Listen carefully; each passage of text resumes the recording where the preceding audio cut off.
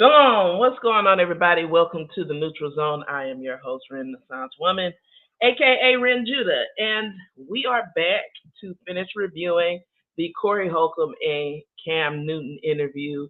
This is the curious case of Corey Holcomb, and today we're going to have a conversation about poverty pimping women in relationships, right? So that's thing everyone seems to be up in arms about. So we're just going to get right into it. I'm sorry for the delay. I had an assignment. You know, my what husband wants comes first. So I had to take care of my wifely duties and pick some greens. So I'm here now. So nevertheless, let's get right to it. And I actually have the video queued up today. So I'm just going to get right to it. By the people who walk you in to make it happen, because the people that walk you in to make it happen are going to want to control Corey Holcomb. And you can control me to a certain... So where we left off, we're about an hour and almost a half in, and where he's leaving off, he was talking about the industry and why he is in the industry like that, and it picks up here where he starts talking about relationships. I'm going to post the link in the chat so we don't get off on the foot where we were yesterday, where if you want to come up and join in the discussion, just click the link. So we're going to pick up here. Certain extent, but you just can't have all of me that I've worked for, because I found a way. I found that goat path on that movie 300, you know, that goat path to get to the back of them. Yeah. I found it. I don't really need you. I don't have to be rich beyond my wildest imagination. You know what I'm saying? I got what I need. I'm from the projects. It don't take much for me to be straight. I got a fast car and I got access to a lot of girls in poverty. So I'm winning.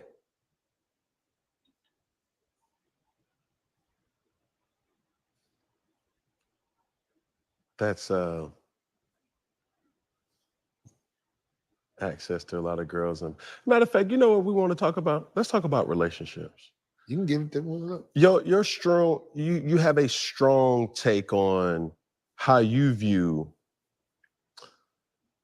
the position in like society's worldly view of how a relationship should be. Are you pro-monogamy or pro-polygamous? Or polygamy, is that? No. I don't think monogamy exists. I think every once in a while you meet a dude and he only with his girl. Very rare. We are men. We, especially men who have means. If you're a man who has means, you have women. And if you say it ain't true, you're not being genuine. I know your girl probably watching, but if you could just think how sweet it would be if you could talk to your girl for real. Do you know the harmony that might be able to come from that? But you didn't pick a girl you could talk to for real. You picked a girl that you're willing to act for as long as you can keep her. That's what most people are in that situation. But we men, we got money, especially men who got money. You got girls. You can't not be with them. There's too many beautiful women in the world to just lie.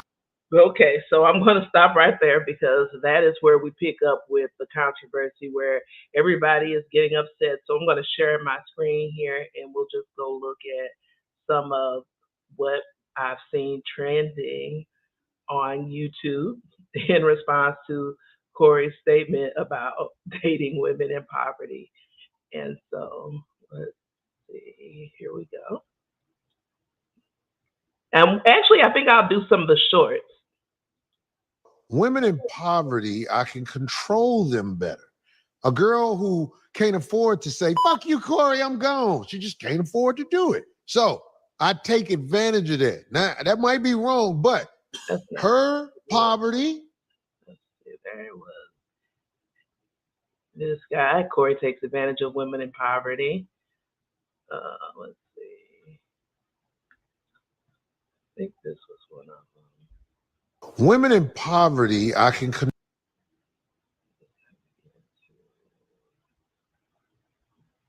and see what people are saying about it. Everything else, Hey man, you can't make this up, man. You can't make this up. Women, listen to me. Listen to me. This is a trash mindset. It's a trash mindset because all this screams is that man can't handle a woman on his level, and he uses his resources to keep a woman, quote unquote, in line, because these men out here want to feel needed. Okay, and with need comes control and manipulation. So it is always best for a woman to have her own bag. I don't care if you're married, definitely if you're single, you're gonna sitting at home being broke. No, so always have your own bag. Never just be a mother and a homemaker. I know people want to be like traditionalism. No. Never trust a man fully. These men ain't worth being trusted. Okay. And he talking about it's an even exchange. He wants a woman that is struggling financially because that woman is more prone to doing whatever he wants. I told you this stuff comes back to control, but y'all didn't need me to say that. Y'all been saying it. Men want to control women. Now, he did say he don't want control that's Hold on, let me finish this up, Zell. by force. Believe me, if there was no law, a lot of things would be taken by force by these sick men, right? So I know you just joined, but where I'm picking up on is people responding to Corey's statements about women in poverty. I don't know if you got to listen to some of the stream, some of that, because if you didn't, I can go back a little bit. I'll pick back up. Do you need me to go back? Yeah, I didn't hear it. Okay, so let me go back a little. It's just a little piece here. and I got access to a lot of girls who haven't been walked in by the people who walk you in to make. Haven't been walked in by the projects. It don't take much for me to be straight. I got a fast car, and I got access to a lot of girls in poverty, so I'm winning.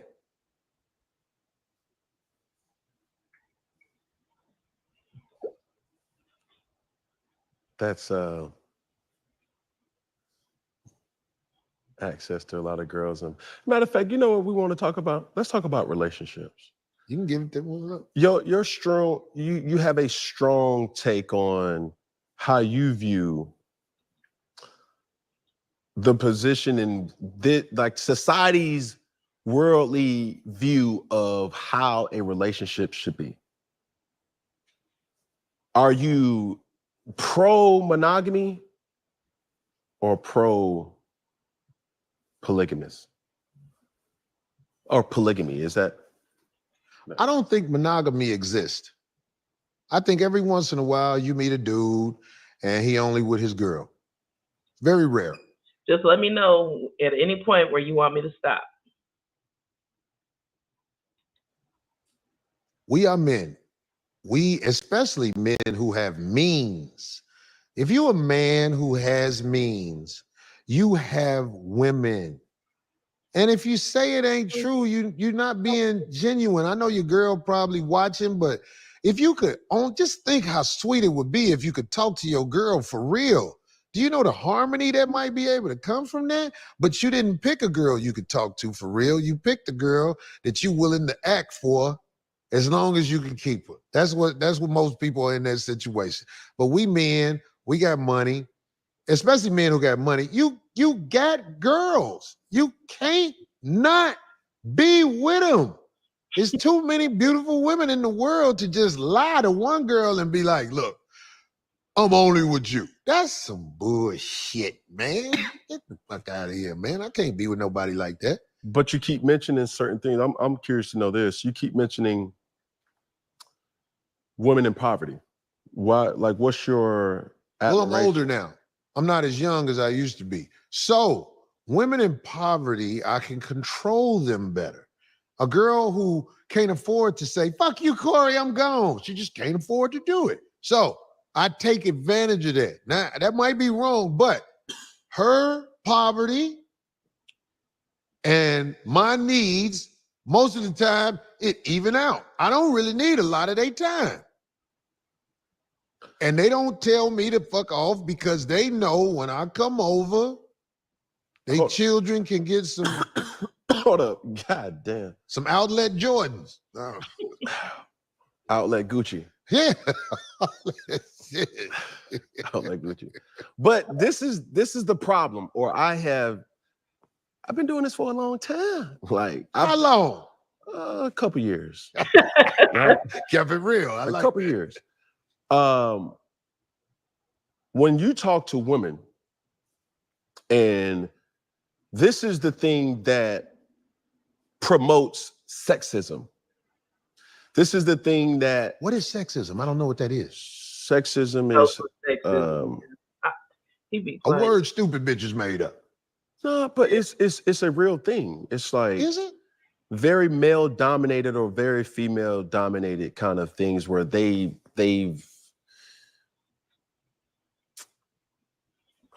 Corey knows what sexism is. Like, I mean, like, it just, it's. I know it's meant to trigger and get him to respond, and I'll let him continue, let him respond. After he's gonna ask what he asked. it's only but so much you could do it as it's like a gender deficiency. Like how genders are viewed, like a man can only be this, a female can only be that. That's a form of sexism. Oh, I don't know nothing about that. My point is how you speak of women, right? Where you want control. Is there No, ever I don't want control that is taken by force. I want control because I'm the one who is the leader of the pack, naturally.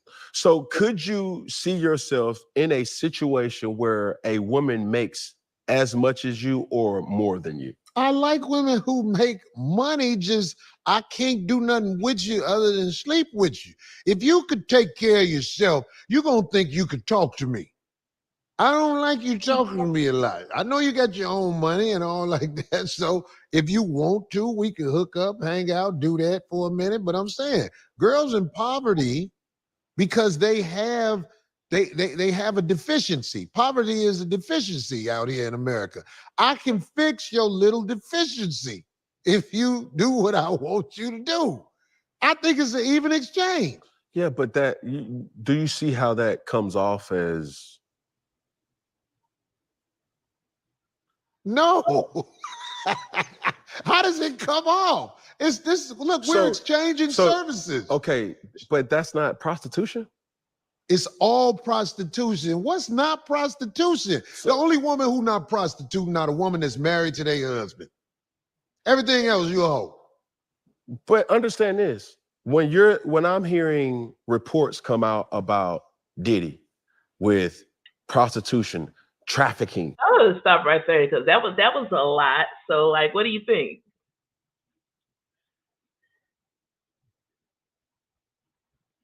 Are you there, Zell? Oh, I'm here. Trying to process this whole thing because it is very much triggering. I don't like the way he talks about women. Can you hear me okay? Yeah, because when you said it was triggering, can you talk about the parts that you found triggering and why? The idea of talking about women as if we're things, not necessarily people, we're not equal, we have no rights. And it would be interesting if people would view that differently if we weren't talking about men.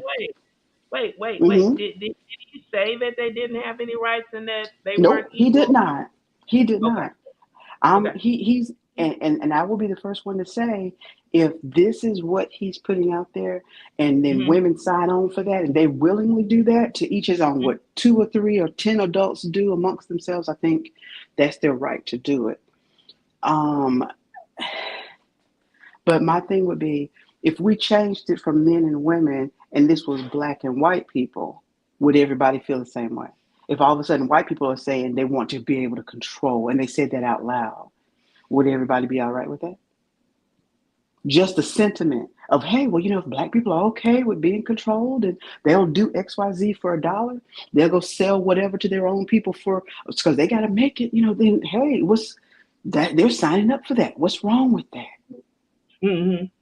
I mean, What's the No, difference? no, keep going because I think like people when I hear people talking about what parts of this conversation is triggering them, I want people to fully explain because I think sometimes when men hear women say these things, they don't understand the perspective that women are coming from when they say it. Like, so you want us to understand you and why you have this position. And I get he's a Hmm. comedian, so I don't know like how much of this, what percentage of this is jokes and what percentage of it is dead serious. But so that's why I would like to have other women come and say like what was triggering for you, and then like I'll get into like what I think about it too as well. But go ahead. So like you were saying, and get that example that you get just gave again because I thought that was a good way. You're the first person that I heard put that take that perspective with it. So if you could just give that again for those, just so people can get it. If we were to take away, change it from being men and women, and instead we're talking about black people and white people, and white people were saying, well, I like to deal with black people in poverty because I can control them better. How would we all be viewing that then? Would that be okay? Because hey, as long as they participate in it, then it's fine. I'm just if we had a situation where people could voluntarily go into slavery, sell themselves into slavery to somebody else, would that be okay? Would we say, hey, well, they said that's what they wanted to do, so no. They would have all kind of interventions, and I don't know why my daughter, why my son is doing this. Or better yet, when people leave quote unquote drugs in certain black areas, in underprivileged areas, impoverished areas, when they leave guns in the street in certain areas, and then black people get upset because, well, they left the guns there knowing that this is going to happen, that's going to happen. Well, isn't it not the same thing? I think that is an excellent example because people would definitely have an issue. Like if it was your job, saying, "Hey, these people are desperate for a job, and I'm going to take advantage of it." So I know you're in a desperate situation. You need to pay your rent because you need a place to stay. So I'm going to have you do the job of three or four other people because you are in dire financial straits. So I'm gonna and we talk about all the time employers taking advantage of immigrants when they come here, underpaying them because they know these people are desperate, right? So I think that is a great example to use where people definitely would have an issue with it. If somebody and I think that is absolutely true. If someone white people were on a stage saying that I take advantage of black people in poverty. I set up my organizations in urban areas, in the projects because I know these people are desperate and I can control them. With all I got to do is to get them some free trinkets. And they gonna come in here and do whatever I want them to do. I set up shop near crackheads because crackheads gonna come work for cheap. They gonna come work for free. People would be up in arms. But because we're talking about black women in poverty, being it doesn't matter, right? Now, is this to say that these women don't have freedom? Because I do think it's a double-edged sword. So, like I said the other day, I don't. I do want to say that I do believe women are capable. I believe that they are competent. I don't believe women are childlike and incapable of making their own decisions. Because if that's the case, then the government or somebody's going to have to step in and make assign caretakers to women. Women can't be out on their own because they can't think. They're like children. So I'm not saying that. I would not say that of even people who have drug addictions. They are making conscious choices. So there's the other side of it where I am not trying to turn these people into victims and say that they aren't capable of deciding who they want to be with, what type of relationships they want to be in, and how they should be in them. Because if we are saying that women or people in poverty or in these situations are incompetent and incapable of making life decisions, then as a society, we would have to decide, well, what are we going to do about it? Because people in poverty aren't competent and capable. They can't think for themselves. Do we need to step in and assign a caretaker for them and put them on a life planning scale? You know what I'm saying? So we need to give them some type of thing. Now, like I know you guys heard my well, we'll get back to that. I was at my door, but then I didn't get up. But we'll talk about that in a minute. But But see, that's what I struggle with. I struggle with the whole idea that I mean, and because this whole conversation can really truly expand when we start talking about a wide variety of things. Well, mhm. what should you do about everything from school funding to neighborhood, vitality and gentrification and just all, I mean, you name it. How much responsibility should the rest of society have for Yeah, certain because groups of people? because you're straddling the fence. Because like I think we do Exactly. straddle the fence with this. Because on one hand, we want to say women are strong and independent. She's a strong, independent woman. She out here, yeah, she's staying in public housing, but she's taking care of her kids. She's doing what she got to do. But then on the next instance, you want to say, oh, she's a victim. She being taken advantage of by this man. Either she's strong, independent, competent, and capable, or this bitch is an idiot and she needs somebody to get in there and take care of her like she's a kid. So, but there is a certain level of naivety that runs like amongst the uneducated populace as well. So I think we have to be realistic too that when people know better, they do better. And so, can you take advantage of someone's lack of education? Absolutely. And can you? Because when you think about people like Jim Jones, like when he preyed on communities and people in need, right? And people who were desperate to get out of oppression. They were desperate to get out of America because that was a time when they were still dealing with Jim Crow laws and stuff. So here this guy comes promising you paradise. So they were up and ready to go. So I think it's really a nuanced conversation. And because for him to even say it may be wrong, so it speaks to me that it's wrong. You don't suffer from a moral dilemma. You know the difference between right and wrong. You know that you are taking advantage of these women's gullibility or desperation and naivety. Are you taking advantage of it? Yeah. Well, people will say, well, this is a capitalist society. We are all of us take advantage of people who are uninformed, and not all of us. Maybe you do. So I do think I would like to hear what other people think about that. Like I think it is a definitely an expanded situation.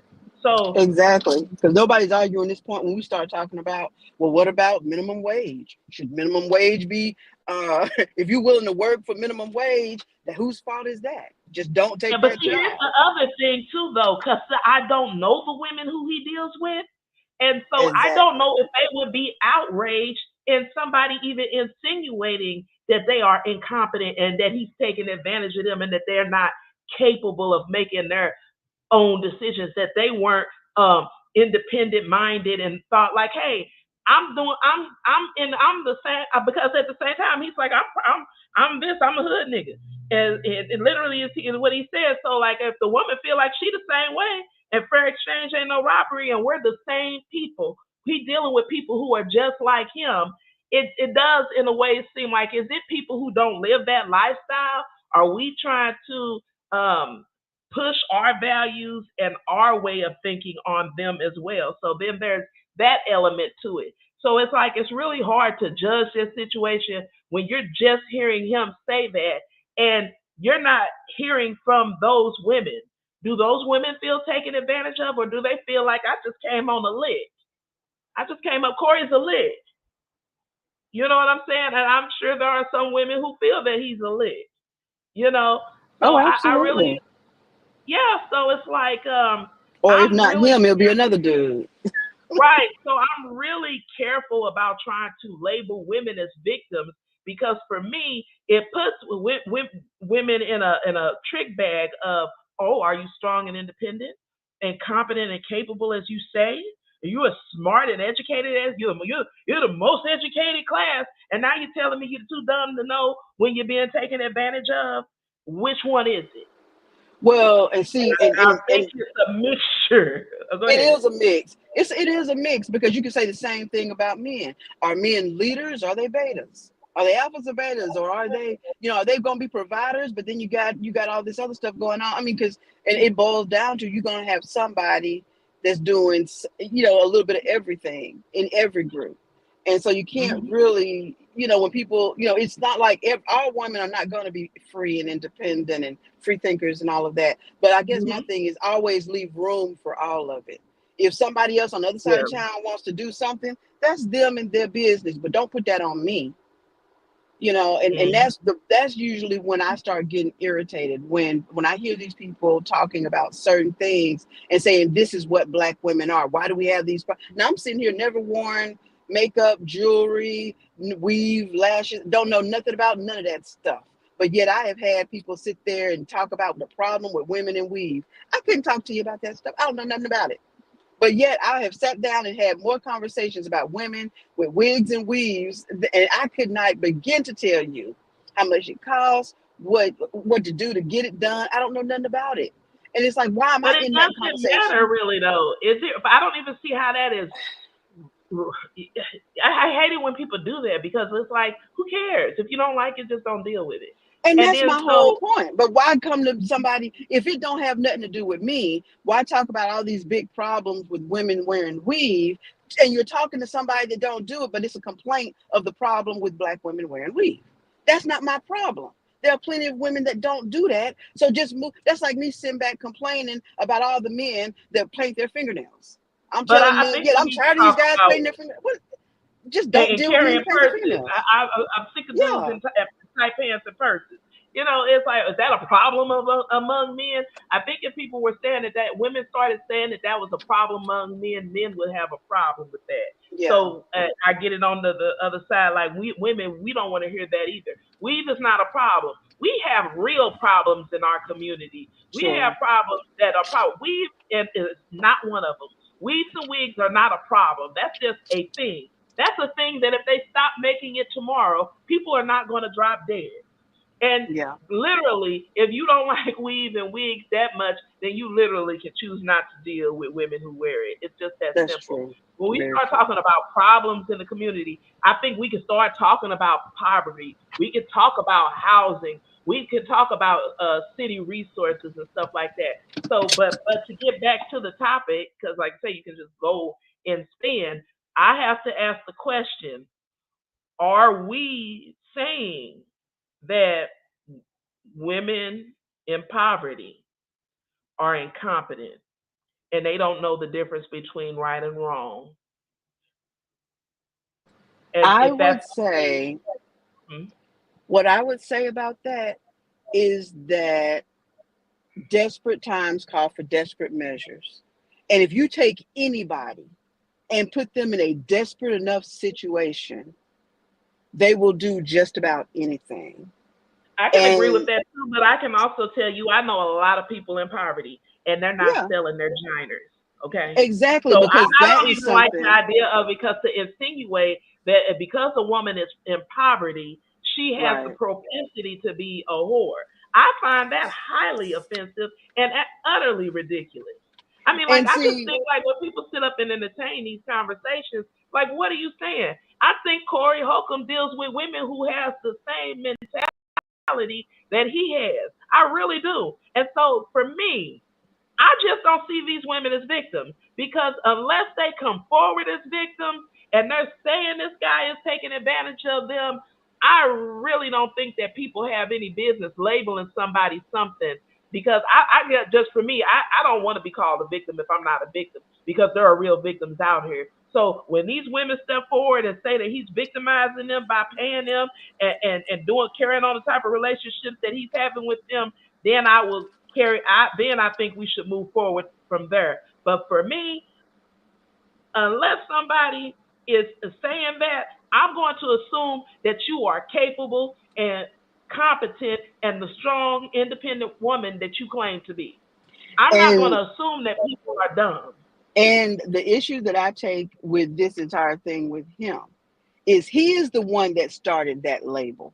He is the one that's saying, I deal with women in poverty. He is the one that's making the assumption and putting it out there that, hey, you can control women. He ain't making no assumption. He told you he liked women in poverty. Exactly. So he can control them. Exactly. So we have to assume that either these women are incapable, incompetent, and that they're being taken advantage of and manipulated and controlled in a way where this person needs to be prosecuted.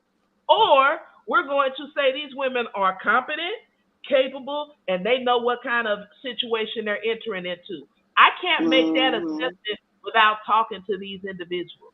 They would have to Yeah. come forward. Yeah. And people are doing that in these times. So so for me, I'm just gonna assume, but I'm just not gonna assume incompetency here because I don't know who we're talking. You know. And Yeah. I would not say that they're incompetent. I would say that they would be desperate. And the question would be, would they do this if they Do had they money? see them? Would they do Well, the because same here's my thing? question too. Do they think they're desperate? Because I know people who literally, one of my neighborhoods is was the Peabodys, right? Yeah. You talk to those a lot of women in there. A lot of those people are proud of their neighborhood or their community. They've been in that community for 3 generations. They're not dumb. They're not incompetent. This is where and how they choose to live. They're not dumb. Yeah, No, they're not. they're on welfare. Yeah, they live in the project, but it's by choice. And I'm not saying it's right, wrong, good, or bad, but it is what it is. Like you go to these neighborhood meetings and talk to these people. They're not ashamed of where they live and how they live. We might not like that because we wouldn't want to live there. We don't like that lifestyle, but I just think it's such a mixed bag.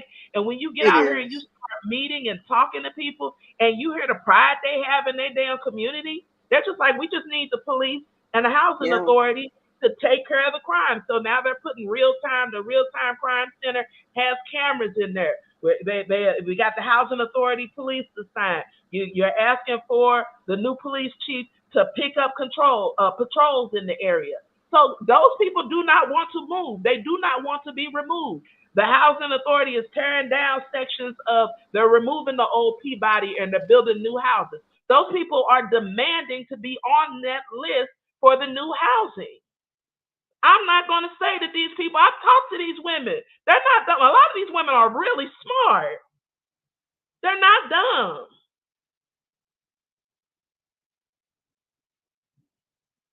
And I they're not desperate.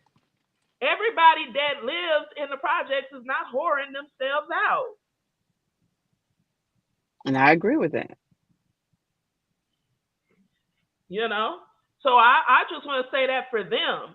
But as far as the women that Corey deals with, you don't they not out here, and for whatever reason he's doing whatever he's doing. They're quiet.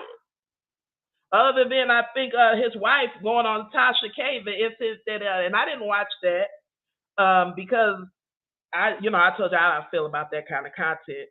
But whatever happened, from what I understand, they worked their situation out.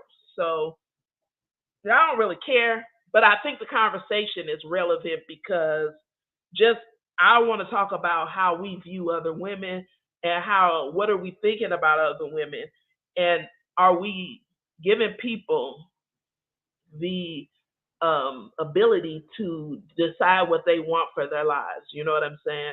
I personally like in the interest of the women from a feminist perspective, when they're always talking about feminism and how smart and capable women are we holding these women competent and capable? Or are we just assuming they're idiots? So that's the part of the conversation where I have the issue with. I have an issue with people always trying to, because Corey does this a lot. He always talks about women as if they're dumb, and so I don't like that, and I don't want us to be doing the same thing that he does, assuming that these bitches are dumb, and maybe he just does that from a comedy perspective, assuming bitches are dumb. Like women are not dumb. When we're not bitches either, okay, just for the record. But at the same time, I get it. That I say bitches myself a lot of times too, and I have to work on all my profanity. But my point is though, where do we draw the line with the conversation as far as women being smart and capable? So I don't know if this fits we straddle, but we can go on. Did you have anything else, or did you want to keep going? Still? Oh, that was it. I don't have anything else. Okay. So where are you falling on that? So like, what do you think about that? Because like, I love that comparison that you gave because that gave me something to think about too. Because it would have looked different coming from an oppressor. Like it would look different coming from Israel if they went in to after they done bombed the hell out of Palestine. If they went in and say, oh, we can get these Palestinians to take a job doing this, this, and this, because they're desperate and we can control them better now, people would be acting crazy. So maybe if nothing else, that might be a way for him to think about that joke when he says it, like, or even his behavior when he's doing that. Am I taking advantage of women? Because we don't know these women. Maybe they are dumb and maybe they are desperate. Maybe he really goes after some people who are in dire straits. And if he's doing that, maybe he'll think about him being an oppressor because that is oppressive, um, manipulative, and it's really it's like it's predatory. It's just like predatory lending.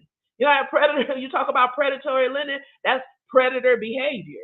So I mean, that's something to think about, Corey. That's just a thought. Vince McMahon, right? Trafficking,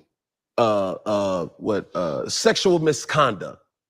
These type of things and this type of behavior is ingrained in powerful men's minds that this is how it's supposed to just be. It's like, you need to need me and I can control you for you needing me. You don't get down like that.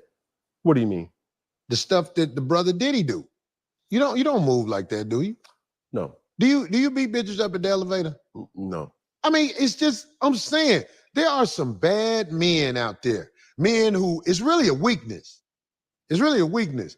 And they get put in front of us for the world to see. But that's just not how a lot of men move. I'm not somebody who takes advantage of people because I don't like that she did it and I made her do it like this. I come with my offerings and they accept it or they don't. I'm not tricking nobody with no type of drugs or whatever like that, or force or nothing like that. Well, it's not a lot of guys out there doing that. There are some villains in this world, and I hate that they get promoted like they do. So okay, so he just addressed it. He said he's not out here taking advantage of anybody. He said he's not out here using anybody, tricking anybody. So what do you think about what he just said there? Does that put clarity on it for you? I still don't change my mind on that. Because is that what No, they're no, going I'm to just say? wondering what he's thinking about what he just said, though. No, because I think that that's just a bunch of BS. Because, Okay. okay, cool. Is that what black men are saying when black women, quote unquote, kick black men out the house for a doggone welfare check and housing? Is that what it was? And that wasn't true. And then you think about it. So if you were talking about the in the scenario you gave earlier, if a white person was saying that, wouldn't they be saying the same thing? I'm not out here taking advantage of these people. I'm just giving them opportunities where none didn't exist. I'm not tricking them. They know how much I pay. They know what's being offered here. They're making a conscious decision to come and get this money. It's a double-edged sword. Exactly. And it sounds good, but like like you said, when you talk about predatory lending, when you talk about what's that other thing they have out there, reverse They read the mortgages. terms of these loans. They saw that it was an arm. They knew that it was an adjustable rate. So now all of a sudden that the rate that shot up to 35%, why is everybody mad? You knew the terms when you signed it. Exactly. These payday loans and Yeah. and I'm like, come on. I mean, and that's not to say that people go into it with the intent of, but what happens is you just don't think it's going to get that deep. It might not Yeah. be as, he's like, I wasn't planning on doing it this long. I didn't, and it's not until after you're in it, and it don't even have to be what he's talking about. It could be when you start talking about exotic dancers, strippers. Yeah, 'cause I You don't think know, Corey. I don't think he's a bad person. I Like don't I'm either. not out here saying he's fucked up. I think he's just a man out here living, and I think that these are great conversations because it starts the conversation. He's got the conversation started, so not for us to examine Corey and prosecute him. It's for you to examine yourself and check your morality and check in, are you doing that? Because while you might not be doing that particular thing, are you taking advantage of or being possibly being predatory in other ways? Are you taking advantage of your workers, your co-workers, your family members, your children? Like people, we love to point at other people and talk about how bad and wrong they are. And all I'm saying in doing all of this, consider yourself. So maybe he Absolutely. goes back and he watches his video, this interview, and it might make him think. Because sometimes I go back and listen to some of my old shows, and I think, yeah, I was tripping. You know what I'm saying? Like, yeah, I was saying that stuff. Yeah. It was messed up. I have to really rethink how I'm speaking. Like, even in real time, like when I'm having these conversations and I hear myself using so much profanity, and I say, I don't have a problem with using profanity, but I don't have to use so much. I can tone it down a bit so that people who are sensitive to it can enjoy the content because for some people all that cursing is offensive. Oh And yeah. it's not my intention to offend anybody. And I want as many people to watch and listen and find value in the programming as possible. So my thing is, it is not to pass judgment on these men. It is just to consider the conversation. So take them out of it and just consider the conversation. And I'm saying consider the questions of, is this predatory behavior? Is it not? Or do we think that these women in question are capable of making a competent decision, that they're informed enough, that whatever the situation is, we don't know because the women are not being brought to the forefront.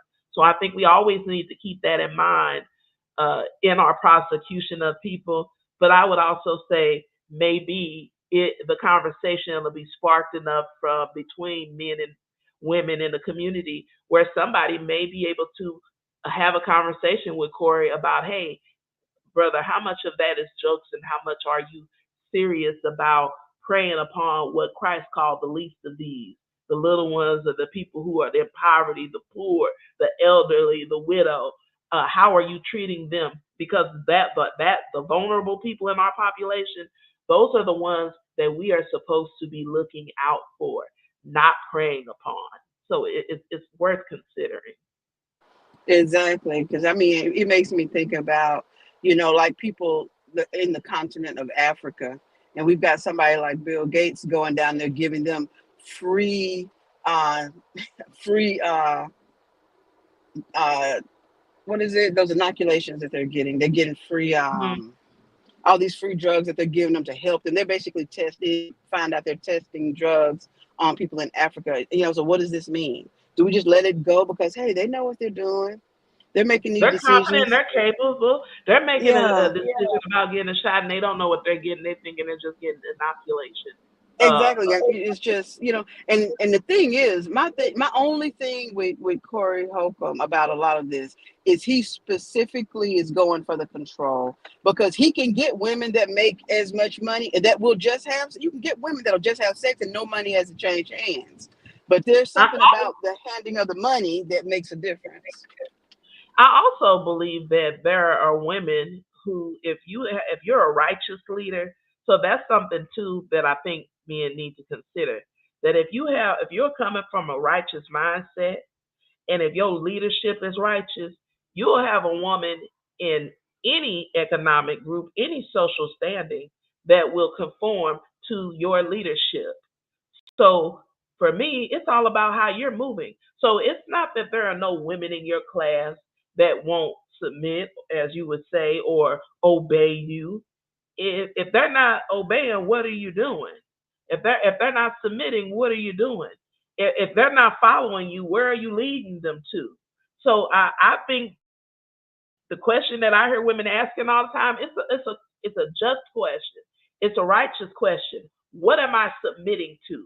And if you have a problem with laying out and speaking to me about what I'm submitting to, then I say your leadership and you as a man are questionable, because the Bible is not a hidden book.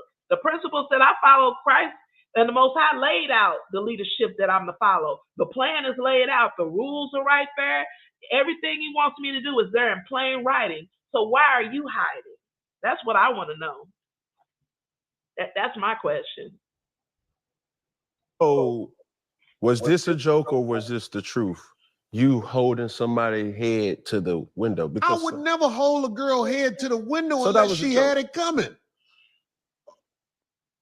So are you saying, Mr. Newton, you have never had to physically discipline a woman? never.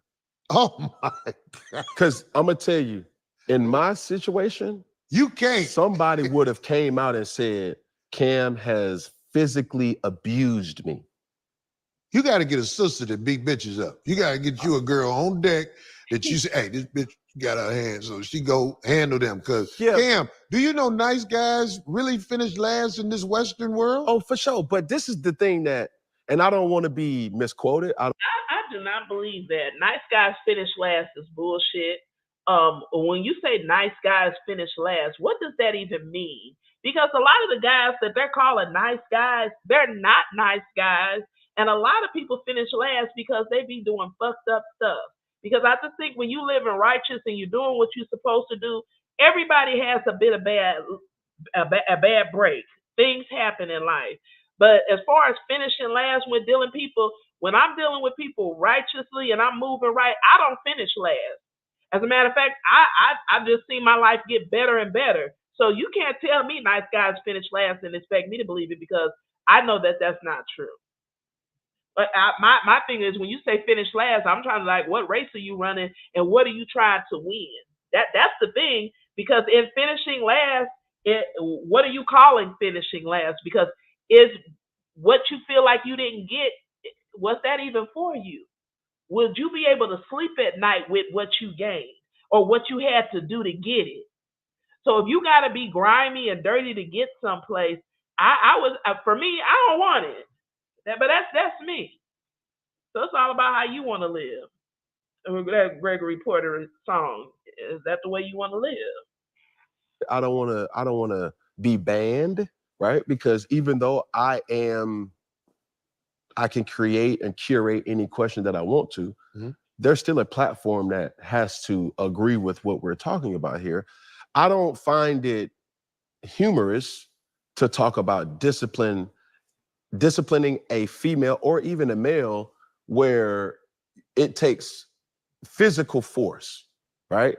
So for me, I'm not calling it fake or whatever.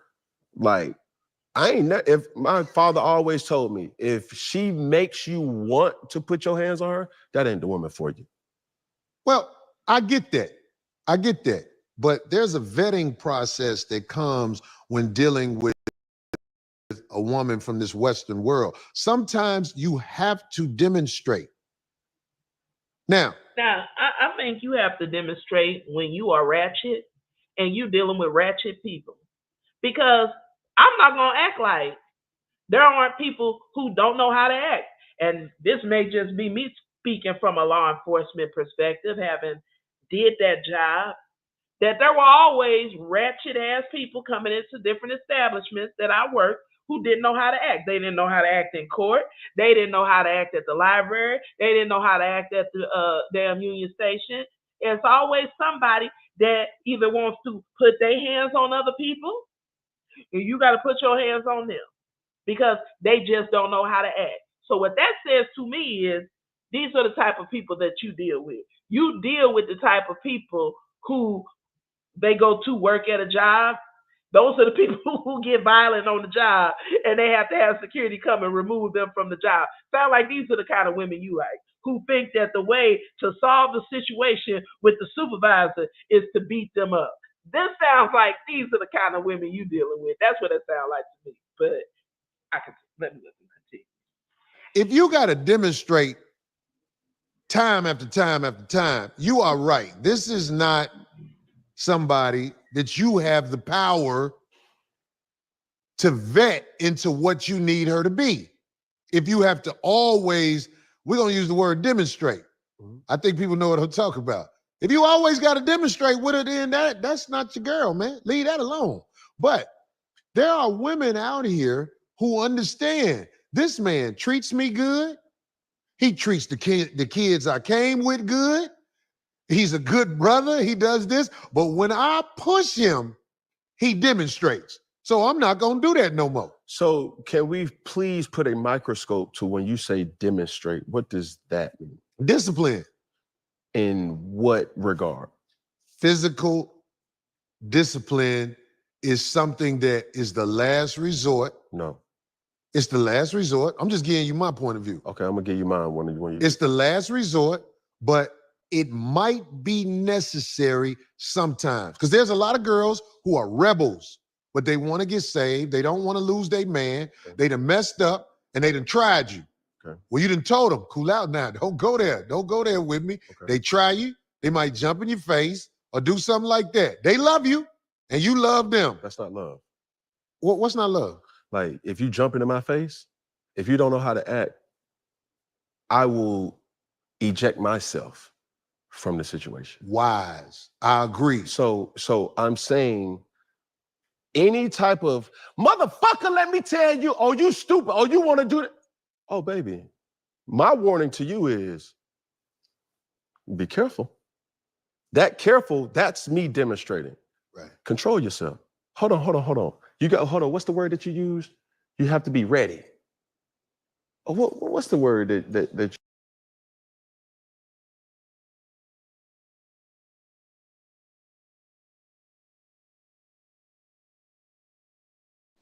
Hello? I don't hear it anymore. I don't hear the video. Oh, I'm sorry. I was talking. I was just saying. I think we know people who move like that. They like to put their hands on people. They like to put their finger all in your face. And when you see people like that, I do agree with Cam. You remove yourself. You get away from those people because those people are problematic in your life. I think when you continue in a relationship with people like that, you end up getting what you get because they've shown you who they are. So if they show when the first, because if you have one time to act a fool with me like that, I'm done. You would just have one time because I don't get down like that. But let's not act like it's not men and women out here who keep going. But I get it. He said he a project dude, so he like would be. So it's highly likely that for you to even say that you have to demonstrate because a woman is trying you. Like if you are dealing with women who are being violent with you, where you have to show them or whatever kind of relationships these are, then it just says to me that there's still a level of growth that needs to be had because you don't have the spirit of discernment in how to choose women who are not that level of problematic. And maybe you get women who are that level of problematic because of what you're putting down, what you're leading with. That's why you're attracting those type of women. Because I just don't believe that you have to deal with that, men or women. I don't think we have to have those type of relationships with anybody if we don't want to. But see, I mean, and this goes back to something that you mentioned to me a while back. To me, I think that's who he is. I think women Yeah. that don't have that a certain level of that to them, to him, he's not even going to really want. But And he likes so, it. yeah, I think he likes it. I think he likes that whole thing because you could easily just cut it out real quick. But he's Yeah, not going to do because that. because he's at an age where he knows those women when he sees them coming. So these are deliberate choices. He chooses to deal with women of this caliber because I think he likes that whole dynamic. I think he likes the physicality. I think he likes women who get physical with him, and he in turn get physical with him because I think when you reach especially that age, you can tell. You know them as soon as they start talking. You know, on that job, like we already knew when a certain person came in the building. As soon as they walked up to the metal detector, you already know this. Here comes this. It's gonna be one of them. So if in over 50 years of experience, you already know that this kind of woman who she like to put her hands on people. I'm gonna have to put it. I'm gonna have to get her. You know, you like that because you keep dealing with it. You like it. He has to like it because I'm That sitting you here in my mind used in thinking, okay, regards to. where's this level of control? He said he has to like it because where's this control he says he gets? If you're doing all of that, do you really have control? I Yeah, mean, yeah. Because if you got to mush your face against the glass, like that ain't control. Because like for me, control means like my word is enough. Because I'm gonna tell you all he got to do is give me a look. I'll be like, oh, he ain't in the mood. Let me go. You look at your partner, and you be like, oh, they don't feel like it exactly. today. I'm gonna leave them alone. Because I'm not gonna play with you like that. Because I Exactly. know I'm gonna have my days. He can look at me and he'd be like, what's wrong? Like they're upset or they're not in the mood and you just stop because you respect them. But when you got somebody who, when they see you not in the mood, not only do they keep going, but they're gonna come and actually physically put their hands on you. This is not okay. Like I don't know what is going on. I can only assume you like it. You got to be ready for the show. Ready for the show. If we at the show and you acting up, Yeah. that's my demonstration right there. Hold on. Slow down. If you fuck this show ain't everything and everybody, okay, cool. That's all right. I'm ready to go. Let's go. All of them don't do it like that, Cam. No. Some of them get in your face and they be like, yeah. But they up on you in a way that's aggressive. Now you done put time and effort into it, and you willing to try after she pushes you to the level where you come up out your body. That's what we call it. Okay, so this is what I believe. Everything, even emotion, is learned behavior. So if she's doing, motherfucker, let me tell you, somebody has taught her that or has allowed that. And if that is something that somebody else before me allowed and you come into my face, I'm going to demonstrate how to eject you out of my life. I'm not going to negotiate with you. I'm not going to think that, oh, baby, we was just drunk. I'm going to simply say, it's either don't ever put me in that situation that it can be implied that Cam does some crazy stuff. Or this person implied that, oh, he beat her ass or she put his, don't ever put me in that type of situation. So that's my recollection or that's my demonstration to you. Because if you make me seem like I'm crazy, you're not the person for me. But Cam, listen to me, bro. I get what you're saying. Mm-hmm. But there are people who hold it together for a long time where you've invested time with them. I want to say when people say that's cap. Either you're not paying attention, you don't care, or you just letting stuff go. Because that's why there's a reason why most jobs have a 90-day rule. Because people, you're within 90 days, they're going to get comfortable and they're going to start talking their shit. They're going to start doing what they do because we are truly creatures of habit. How you do anything is pretty much how you do everything. And if you're spending any level of real time with a person, they're going to show you who they are. They are going to show up. So you're just ignoring it. Like I haven't been on this planet a super long time, but I've been here long enough. 47 years is long enough to show me, and I've learned a lot about people. And I'm telling you, 90 days. In other words, bitch, 2 years, you've been around in 2 years, then all the And then you But say 2 years? hold on. No way. There's absolutely no way. No way unless you are dealing with a psychopath. And you can't be spending any level of real time with this person for you to claim that they have deceived you for 2 years. Like this person needs to be in an institution. Because it takes a certain level of crazy. But see, what I'm trying to understand is why would you even want to be affiliated with that? I mean, I just wouldn't even want to be affiliated with someone, because if that's one behavior, I can tell you right now, it's not working by itself. That's Well, not the that's what I was only just saying. thing. Yeah, They're it's doing never something just one else. behavior. How you do Hmm. it. Yes, how you do anything is how you do everything. How do they treat the people around them? If you don't know, if you're not sure how this person, because they fooled me, they was only this way with me. Well, how were they with everybody else? Yep. This person is showing up somewhere. You're not gonna. You can't tell me that in 2 years they fooled you that long. I don't believe it. I'm calling cap.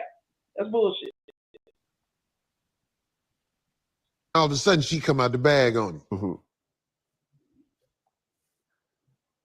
A man automatically is going to be frustrated because it's like, oh, you just kept it together a long time. But this how you move. You get what I'm saying? Because there's some girls out there, you can't take them for granted. Yes. They are wise with how they move. For sure. The average bitch jump loud with you and can't control her emotions. Yeah. See, that's just an average bitch right there. They funny. But I'm saying the ones who Play the game. they got you invested in them. Right. And she's even invested in you, but she has It's funny that he can believe him. Oh yeah, so this happened in 2 years, and they can have you invested in them. But if a woman tells this story, y'all be like, no, he ain't fooled you that long. No, you had to know that he was doing this. You ain't gonna tell me in 2 years he just all of a sudden turned into a deadbeat. I don't believe it. This is crazy.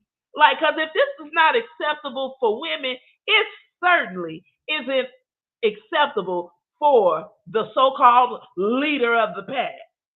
Stop it. Just stop it. a problem with following direction or a problem with the training process that's going on. I'm never saying you bully anybody because I don't like bullies. But what I'm saying is when time, your heart, and things like that are invested in somebody and they try you where they come up out the bag on you, discipline can happen. Okay, so glad you said that because there's That is crazy. Now, like, do you like this is I utterly know. ridiculous. Like, I know. this don't make no damn sense. Like, He's he talking ought about to his be heart and all this stuff. Okay. the discipline can happen. So you saying when you get emotional because things aren't going your way, discipline can happen. That's what that sounds like to me. It sounds like it doesn't sound very leaderish. It just doesn't. And I Nope. don't think that this is the direction that we want to go and be teaching and promoting as far as having healthy relationships go. Because you're not going to convince me that out of 2 years, she just jumped up and started victimizing you, and so you had to discipline her. I'm calling cap on all this shit. That's bullshit. Hmm. I just don't believe it. I think if she was problematic and she was jumping in your face, you said that's the average person. Average. He said that's the average bitch. That's not the average bitch. The average bitch is not jumping up in people's faces trying to fight them. At least, not the people, the women I deal with at work. I mean, I've even seen people. I've been been in the office. The only time I had to deal with women who were behaving like that was when I had to lock a bitch up. So I'm just saying, I don't know what he's talking about. But let's go. there's going to be some beautiful queens that sees this, and their response to that is, I would have never tried you if you did not trigger me. So I gotta ask now. So are we talking about jailbird bitches now? So are we dealing with jail yard hoes? Because now, if we talking about the woman that dabbles and lives with a certain amount of criminality, she slashes tires, she breaks windows, she steals. You know what I'm saying? And she does like so. Now I think I'm really starting to get a picture of the kind of women you're dealing with now, because like I only see these type of women when we've had to transport them over to the jail. I'm just saying. Oh my goodness. That is Me hilarious. first. You played in my face. You did these things that you know I was not accepting of, and therefore it spun me into a frenzy. What bitch gonna tell me she accepting anything if you with me? This is my world. You don't get to be who you want to be. If you are who you want to be, the kids won't like me. Take my direction. You don't get to tell me what the fuck you not accepting. If you with me, you with me. If you're not, hit the street. Are you with her? What do you mean? Like, are you with her? Like, is there certain things that you're going to conform to appease your woman? There's some. That's cap. That's cap. If you have a woman that has any kind of anything about her, there are going to be things that you don't like about her, just like there are things about a man that you don't fucking like. Yeah, I mean, like we put up with things from each other. We just decide how much of it we can both take. Your crazy matches mine, so we can go. I'm able to overlook that. Okay, she does that. That's her thing. You know what? Let her have it. You know what? Like for example, with my husband, I gave up on saying anything about them damn boots because I have come to understand that if I don't want the boots in a certain place, I'm gonna have to move them or I'm gonna fall because he's not gonna move these damn boots. He's gotten better with the boots though. But I'm just saying, in the beginning, I just pick and choose your battles. So it sounds good, but we see that how it played out with your marriage. It ended, right? So it obviously everybody ain't just going along, and it's going to create a problem to the point where you end up separating.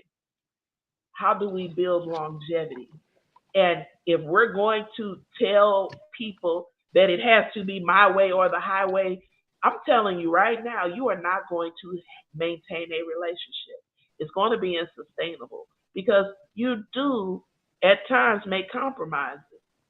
When it's important and it's safety at But when you're going into it, huh? but when they're going into it with money will make it happen, this is what you're going to get. They think that all I got to do is give her money and that's going to shut her up. And that's why he You can't can't deal buy with someone loyalty. with money. You can't buy respect. Exactly. You can't buy. Yeah. Some things I may conform if I feel like she's worth it. Like it's what? worth it. Okay, are we talking? Having to discipline her. Because I really don't want to have to discipline you. If you really who you say you are, if you really who I thought you was, we never have to go there. We never have to go there. But I'm saying, it's like, yeah, if I'm disciplining you, I'm conforming because I'm not the one who wants to discipline you. You got to get it together. You got to put some effort into yourself, put some effort into being in control of your emotions. Where if I say, hey, babe, let's cool out with this because we're going too far. Because I'm the leader, you have to understand, all right, let's cool out. We'll talk about it when it calm down. Is there ever a situation? See, I see that's like double talk. So like, which one is it? Like, I like that's just. I don't know. That's just a lot, and maybe I'm just taking it wrong. Maybe I'm processing it wrong. Maybe I'm not hearing him correctly because now you're circling back saying like I don't want to do that. Because it don't ever have to go there. So you know it shouldn't go there, but you're saying sometimes it does go there.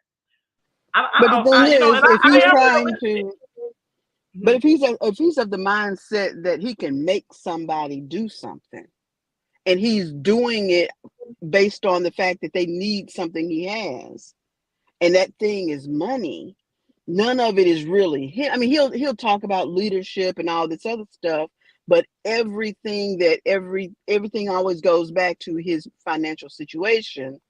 It's almost like, well, wait, what was the point of all of that? You think you're going to pay somebody to be and do whatever you say, so anytime that they do something you don't like, now all of a sudden, what? I mean, how is that going to work? You just going to make them into what you want them to be?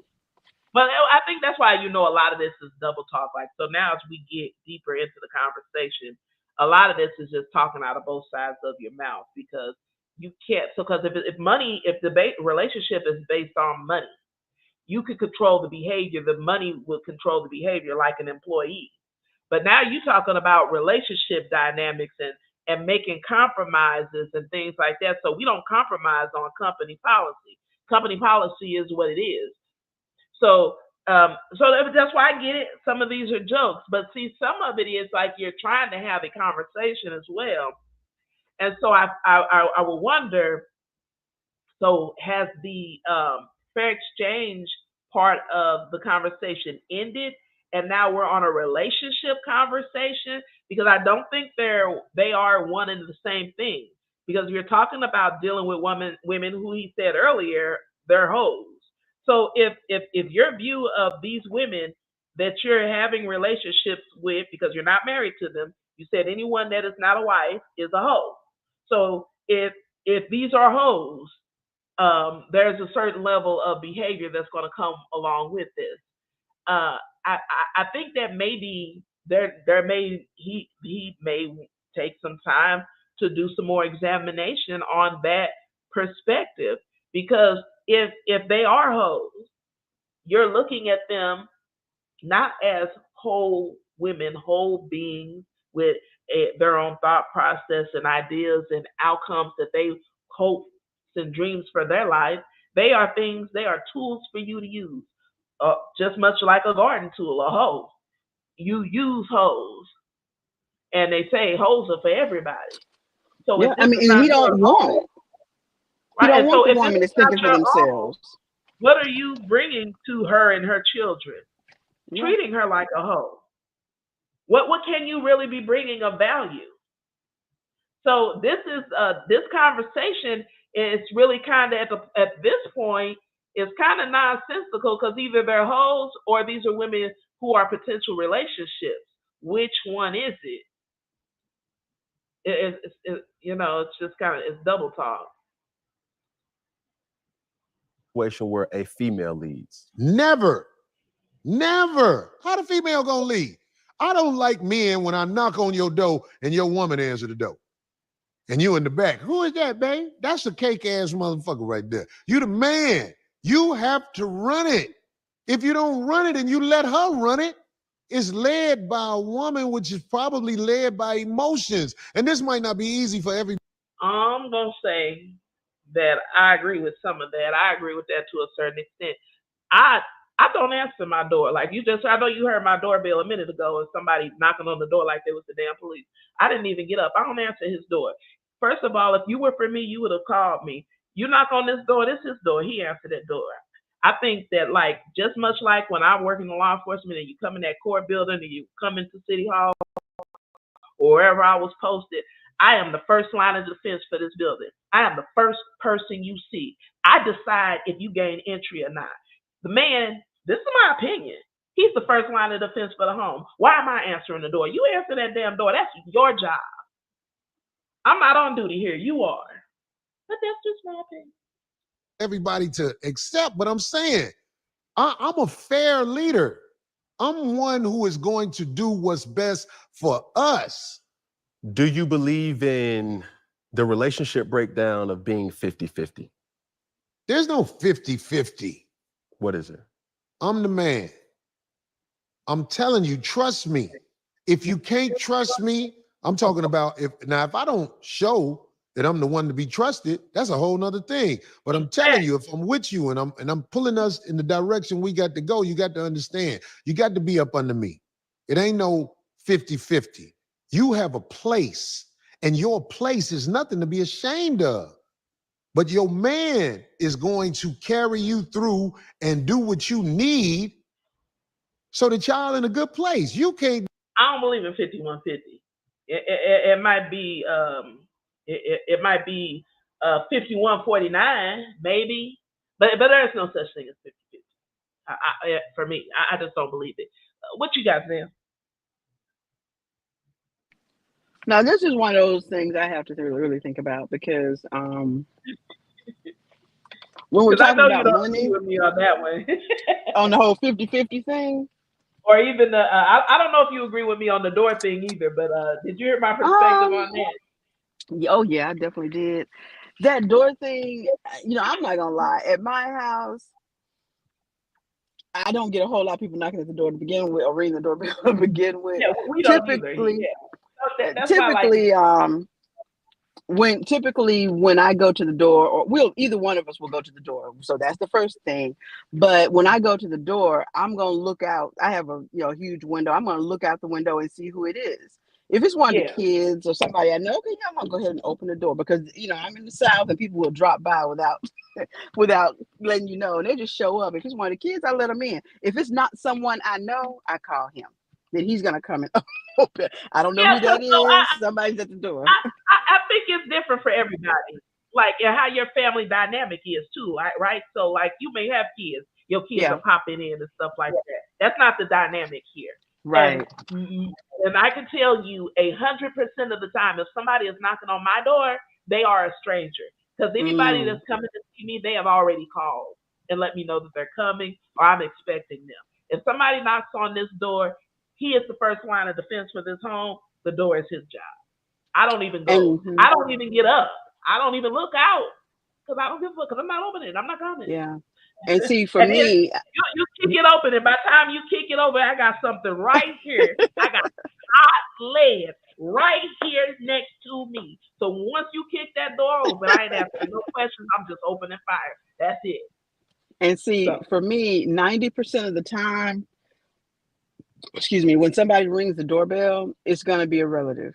If it's not a relative, after that, it's gonna be delivery, a neighbor, or someone trying to sell something, some kind of door to door, and that's usually actually very rare.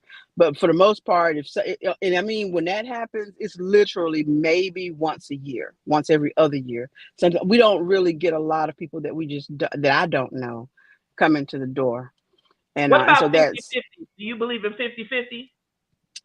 no, not in the sense that we're gonna split all the bills down the middle. Is that what we're talking about from a Talking bill about a standpoint? relationship period. I don't know if it's, are we speaking of bills here or what perspective he was coming with 50-50. That's why, like, when people have that 50-50 conversation, it doesn't make sense to me unless you literally are talking about splitting bills in half.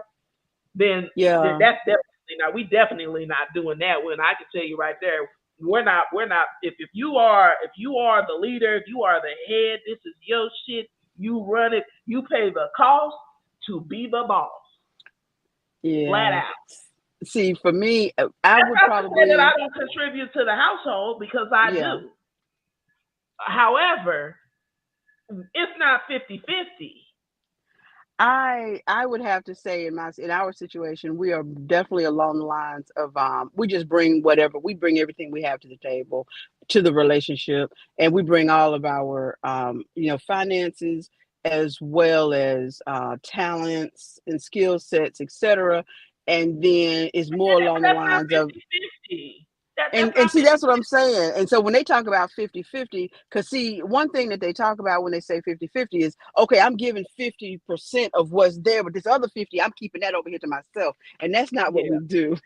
I'm giving, this is all I have, and this is all That's you not have, even and a then we're gonna family work it out. mindset. That's not even a Yeah. family mindset. What's mine is mine. Yeah, It's because mine. there is no, okay, this is I'm sharing this with everybody, but with the family, but this other part is mine. I'm keeping it tucked away. And so I'm gonna do what I want to with my part over here. We don't do all the bills, just like all the money and all of the chores, all that stuff gets put in the pot and we all work together to deal whatever it is. There are gonna be times I don't like taking out the trash, but I'm not beyond taking out the trash. I'm not gonna sit there and wait till he comes back from work to, and let the kitchen be, I like the trash taken out every single day. Okay. So I'm Right. not gonna sit there if he's late and just let the trash be there and not go ahead and just take it out. And Yeah, I so, hear but some people will sit there and just not do or not have what it's not that big of a deal for me. Whereas I know for some other people it is. Now there are other things he might do that get on my nerves or whatever, and there are things that I do that I'm sure get on his nerves, and it'll be different than the way other people run their households. I think that people, when they start talking about 50-50, I think what they're trying to talk about is compromise. Can we just that. Mhm. compromise? And and to be honest with you, I would not even want to put a man or another person in a quote unquote 50-50 relationship, especially if we're talking about finances, because I just Mhm. don't think it would be fair. And that sounds bad, but I would be putting them in a lose-lose situation. And so I just wouldn't do that, you know. And then Mhm. I'd even be shortchanging myself. And somebody would have to lose in that battle. And Right. so, I'm not gonna do that. We're just gonna work it out, and just bring everything you got. If I know I got all of you, and you got all of me, then we're fine. I So think that's and that's that's good. what I I. think people can work out, and I think that's why a lot of those conversations don't make sense because people have Yeah, to do what works for them and whatever financial class that you're into. Some people, and that's not to say that you don't have anything for yourself. That's not to say that you don't keep some things for yourself or you have some things for yourself just because you're in a relationship. That's right. not what I'm saying. So I just bought me a new pair of boots. I'm gonna go pick them up. He ain't got no new boots. Can't do it because somebody could rob us at fist point. If you run shit, you got to you got to understand. It's nothing to be ashamed of that it's not your place to do that as a woman. So, not gonna lie, there's some energy that some would say, oh, Corey Holcomb, he's a narcissist. And he's the main reason why a lot of men with power, Diddy, Harvey Weinstein, Vince McMahon, Cam Newton, anybody who has power demonizes or suppresses the women in this world that we call Western world or the Why would he put himself in the same category as men who are now known predators and being actively prosecuted? I don't think that's a good comparison, but that's just my opinion. But I do think like if we act like that all things are equal and there isn't an unequal power struggle or power dynamic here between men and women, that would be foolish. And so I think the conversation has to come from a sincere place about what's really going on. Because all things being equal, things are not equal. And so, like, it's cute to hear, like, it sounds good, but like, nah, I think in even doing that, it just comes off as hollow to me. United States of America. And you know how you find out who that man is? You go and ask the women he been around. So what is he about? What is the women you've been around? What is their testimony of you? Me and my wife was in court. I was so hurt that it wound up in court. I ain't gonna lie. Man.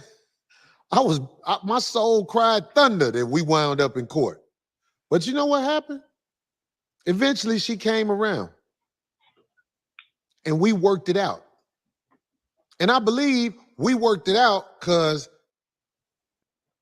well, I'll put it like this. I'm gonna try to give her some credit. We worked it Stop out trying. because Let's keep it fun because like these are conversations that need to be had because when you piece the story, they're gonna piece their story too. So I would advise you to speak the truth, not but the truth. Because if you try to, I'm gonna tell you like this. Somebody's gonna say, your wife is a low vibrational woman or a low functioning woman that I would have been left his ass if he would have did these things to me. He a narcissist, bae. Go on and get you somebody or go get what you deserve. like, see, a girl can't talk to me like that.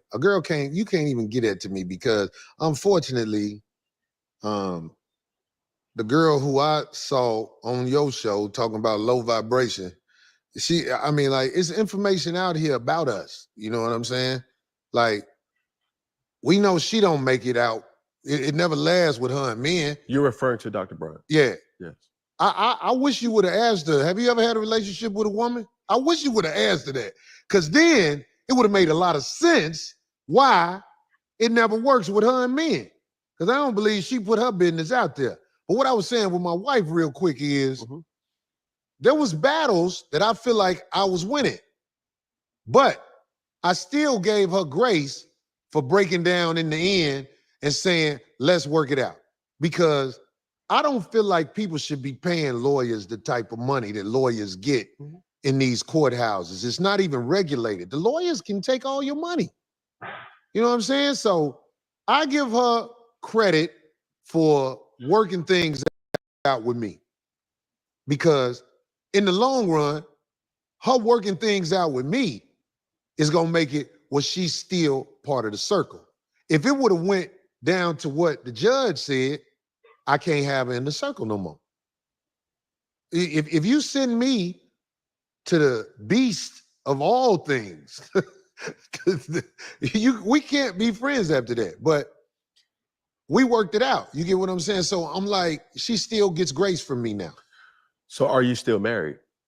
No, I'm not gonna be married, but I'm saying it's like she was up under me a long time, so she still is part of the Corey Holcomb network, even though we're not gonna be married. I can't be married. It's not all her fault. It's not all my fault, but it just didn't work. Okay, so you're divorced. Yeah. Yeah. On paper. It should be coming in the mail any day. Okay. Do you have a co-parenting relationship? No, we got grown kids. No, grown folks now. I ain't got no youngins. So do you guys enjoy each other's company? I just paused it. Did you want to say anything at any point? Because I did have to step away. No? Okay. Hell no. But I still give her grace because I believe you only get one wife. Everybody else you married, that's just some sucker shit you did. I believe you get one wife. Okay. So my wife will always get grace from me because we were able to do it amongst each other. That's why she will always get grace from me. If somebody takes me to court and they have me up there part of the system, I can't fuck with you on nothing no more. I'm done. You get your whatever you need, you get it from them. That's how it go with me. Mm-hmm. So this Corey Holcomb now, a part of the network, so to speak, how many women do you deem is enough for your network? I don't know. I mean, I'm getting older. I'm slowing down. So, you know. So for me, for him to say she's still part of the Corey Holcomb network, that says to me that he's still dealing with her. Yeah. Exactly. Mm-hmm. So all that extra stuff she did, all that going on Tasha K, all that going to court, you did all that because he was dealing with other women to still be dealing with him and him dealing with other women. This is ridiculous. But see, then the question becomes, when somebody mentions low vibrational and all this other kind of stuff, then the question becomes, well, how much money is he passing out to these? That's what starts to, how much money does it take for somebody to be that, I don't know. But I think too, it would make you think like, so what was the point in getting divorced? Yeah, I don't. He didn't stop doing what you divorced him for, and you're still dealing with him. So like she went. So like, is she gonna circle back to do an interview to talk about why she's still dealing with him? Why she's still part of the Corey Holcomb network? Because like now, if anything, I would want to know that versus the first messy interview, the first mess to go out and do all that, only to circle back and still be dealing with this man. And then the question becomes, really, what is he meaning when he says the Corey Holcomb network? And I don't know. I just got a lot of questions about, because a lot of stuff he says, the thing everything he just said, I heard what he just said. Everything he just said, and people can say I'm wrong, but I literally just heard him politely say, because he didn't want to put her on Front Street, he's still having sex with her, he's still dealing with her, because he's still willing to take care of her and give her what she needs if she asks him for it. The reason why you want to he also made the same comment. He also made the same comment that anybody that takes me to court, I'm thinking, she took you to court. He said, you missed the part. He said, anybody that takes me to court and makes me part of that system. So what he's saying is they resolve their issue outside of court. I'm talking about on the alimony side. He doesn't have court-ordered alimony based on this conversation. If she had got court-ordered alimony, he said he wouldn't have gave her shit else. If she wanted something, he would say, get it from them people. So for you to get money from him still, so for him to still be taking care of you or giving you money, you still dealing with him. He's saying you still part of the Corey Holcomb network because you didn't make me Yeah. part of the system. So here's my question: then what was the purpose of doing all that shit? Mm-hmm. She may as well stay. She might as well stay. Well, you did stay. You just don't have. You just not legally tied to him anymore. But you still dealing with him and all them other women, and that was allegedly the reason for getting the divorce. I would like to ask that question. Like, I'm like, you talk about being nosy. Now that part has me nosy. Like that divorce made absolutely no sense. Mm-mm. It happens when you get older physically. You have to slow down. You can't keep up with all them physically. But I'm here for you if you need my guidance. I'm here for you if you're part of what I do. I'm here for you. If you need some money, I'll find something for you to do.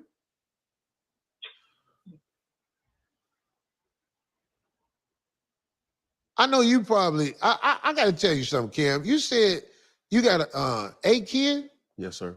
Listen, bro. You don't make broken homes. Women make broken homes.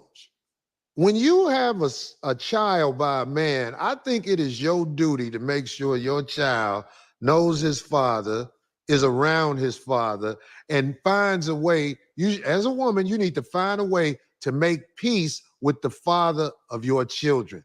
Because if you have peace with the father of your children, it'll never be a broken home. The man. That's cap because there are women who they didn't make a broken home. The Negro ran away. Like, or he just went off and created another family. Or he was working a job, but he went out of town, he went and created another family instead. I've seen those type of situations.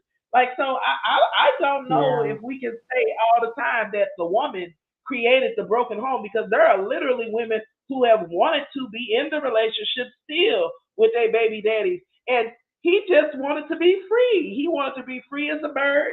He didn't want to have anything to do with his children. He doesn't have anything to do with his children. He doesn't even try to see his children. He's not. I know plenty of women who have never interfered with their children's relationships with their fathers, and the fathers are dropped the ball on their own. Them bad mouthed the baby daddy. None of that. He did everything on his own, and his kids don't fuck with him today because of who he is, not because of anything their mama did. She never interfered. He's the one that didn't come and pick him up when he said he was supposed to. He's the one that didn't come and see him on their birthdays. He's the one that broke promise after promise, and that's why they don't fuck with him as adults. It ain't had nothing to do with their mom. As a matter of fact, they would try to call and plead with him sometimes to come and do stuff with him. So now that ain't always the case. Man, I'm sorry. Did you want to say something? Oh no, no. I mean, because I know situations here, same thing where a couple was married, and he decided he wanted to be with other people, and she was okay with it. She just said, just stay in the house for the children, and you can date and be with who you want to be with. Just stay in the house, and he said no. So I mean, what's she supposed to do? Mm-hmm. Maybe she was supposed to beat his ass. Maybe she was supposed to give him some discipline. can gather his children and grow his kingdom. And if you still want to play sometime, you could be part of the kingdom in the back somewhere. But I'm just saying, ain't no such thing as a man creating a broken home. Now, if I got pregnant and I didn't let the kid see their mama, I would be creating broken homes. Men are not capable of creating broken homes. What's wrong with him? If Are you you lay okay? down with that man, you have basically given him power. Only one got more power than the man whose child you have is God. You gave him ultimate power over you if you carried his seed and had it. So if you break the home, that's on you. Trust me. That's the truth right there. So with this network, right? Is it okay for the multiple women that you have in your network to also venture off to see other men? Hell no. You see other men, I ain't mad at you, but you get played like the girls who got other roosters in the hen house. I can't never tell you what to do. I'm saying as far as I go with that, if you mess with other guys, you part of that category. I still got a spot for you. I always can find a spot for you. You know what I'm saying? But you can't be in that upper echelon. You know what I mean? Let's talk about that. Never come to the house. Damn. Okay, how do you rank? What's the hierarchy in your relationship with women? Talent and loyalty. Okay, talent, explain like what? Talent, like what they bring. Everybody don't bring the same thing, man. Okay. And see, I have to keep in mind, like I don't want to be trying to push my judgments and values off on, because the more I listen, I'm like, you got to understand that you are dealing with a secular dude. This is some secular hood nonsense, and that's my opinion. But this is his life though too. So you have to have people have to sort their own life out and find their way how they find it. And that's one thing that I like about Corey in the 5150 show is that you get to watch in real time him deal with his internal struggles. You get I get to watch him straddle the fence on certain issues, and actually watch him do things that a lot of times I feel like you don't see a lot of people do in sincerity and question themselves. I've actually watched him question himself. Like, do you think this was the right? Do y'all think I was wrong for this? And even if he decided to keep on with the bullshit, I like that he just even asked the question. Because if you can't examine yourselves, and you know that's part of our Hebrew, when we do the Hebrew Woman show, we always quote that chapter of Corinthians when it says to examine yourself. If you can't examine yourself and ask yourself questions about your own behavior, I don't think you ever get it right. So I just like that you can see him in real time working, trying to figure it out. You know what I'm saying? He don't always get it right, but it's real. That's why I find some humor in it because it's funny, and at the same time it's real. You know what I mean? Well, that's just me. And I get, for some people, the conversations are too serious and you can't find humor in it. It takes a certain personality, I will say, to find humor in darkness.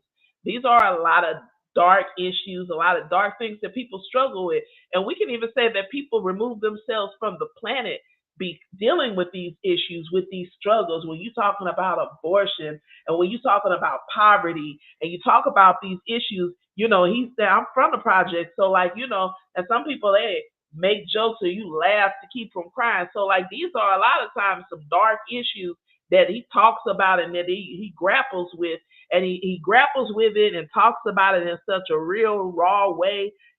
People become highly offended when I think sometimes instead of just examining like this is just how this man is dealing with his struggle, and he's just doing it publicly, and he chooses to do it through comedy. That's how I view it. I got a girl, she's short and stubby, but her throat game is impeccable. Oh my God. If her throat game wasn't like that, she would not be in the top 5. But she's in the top 5 strictly because her throat game can last the whole. Isn't it funny how you can just say something kind of nice about somebody and then they'll come right behind you and say some crazy shit? Yeah. Football game. So I'm just saying, ain't nothing like watching the SEC with throat action going on. Some girls just do it for a little while. I know that's sexually explicit, but I'm just saying, this is why she's in the top 5. Okay, so is all talent sexual talent? No, hell no. Okay, can you give us another example outside of throat game? Okay, a girl who has control of her emotions. That's the one that's on top. The one who's not all the time. That's the one on top. The one you can have a conversation with. The one you can actually hang with. Because there's not a lot of women out here you can hang with. Most of the time when you have sex with a woman, you're ready to get the hell away from her. And nobody tells you that. I'm talking to you as a sister, a daughter, a auntie, a mother. After men have sex with you, most of the time they're ready to shake you.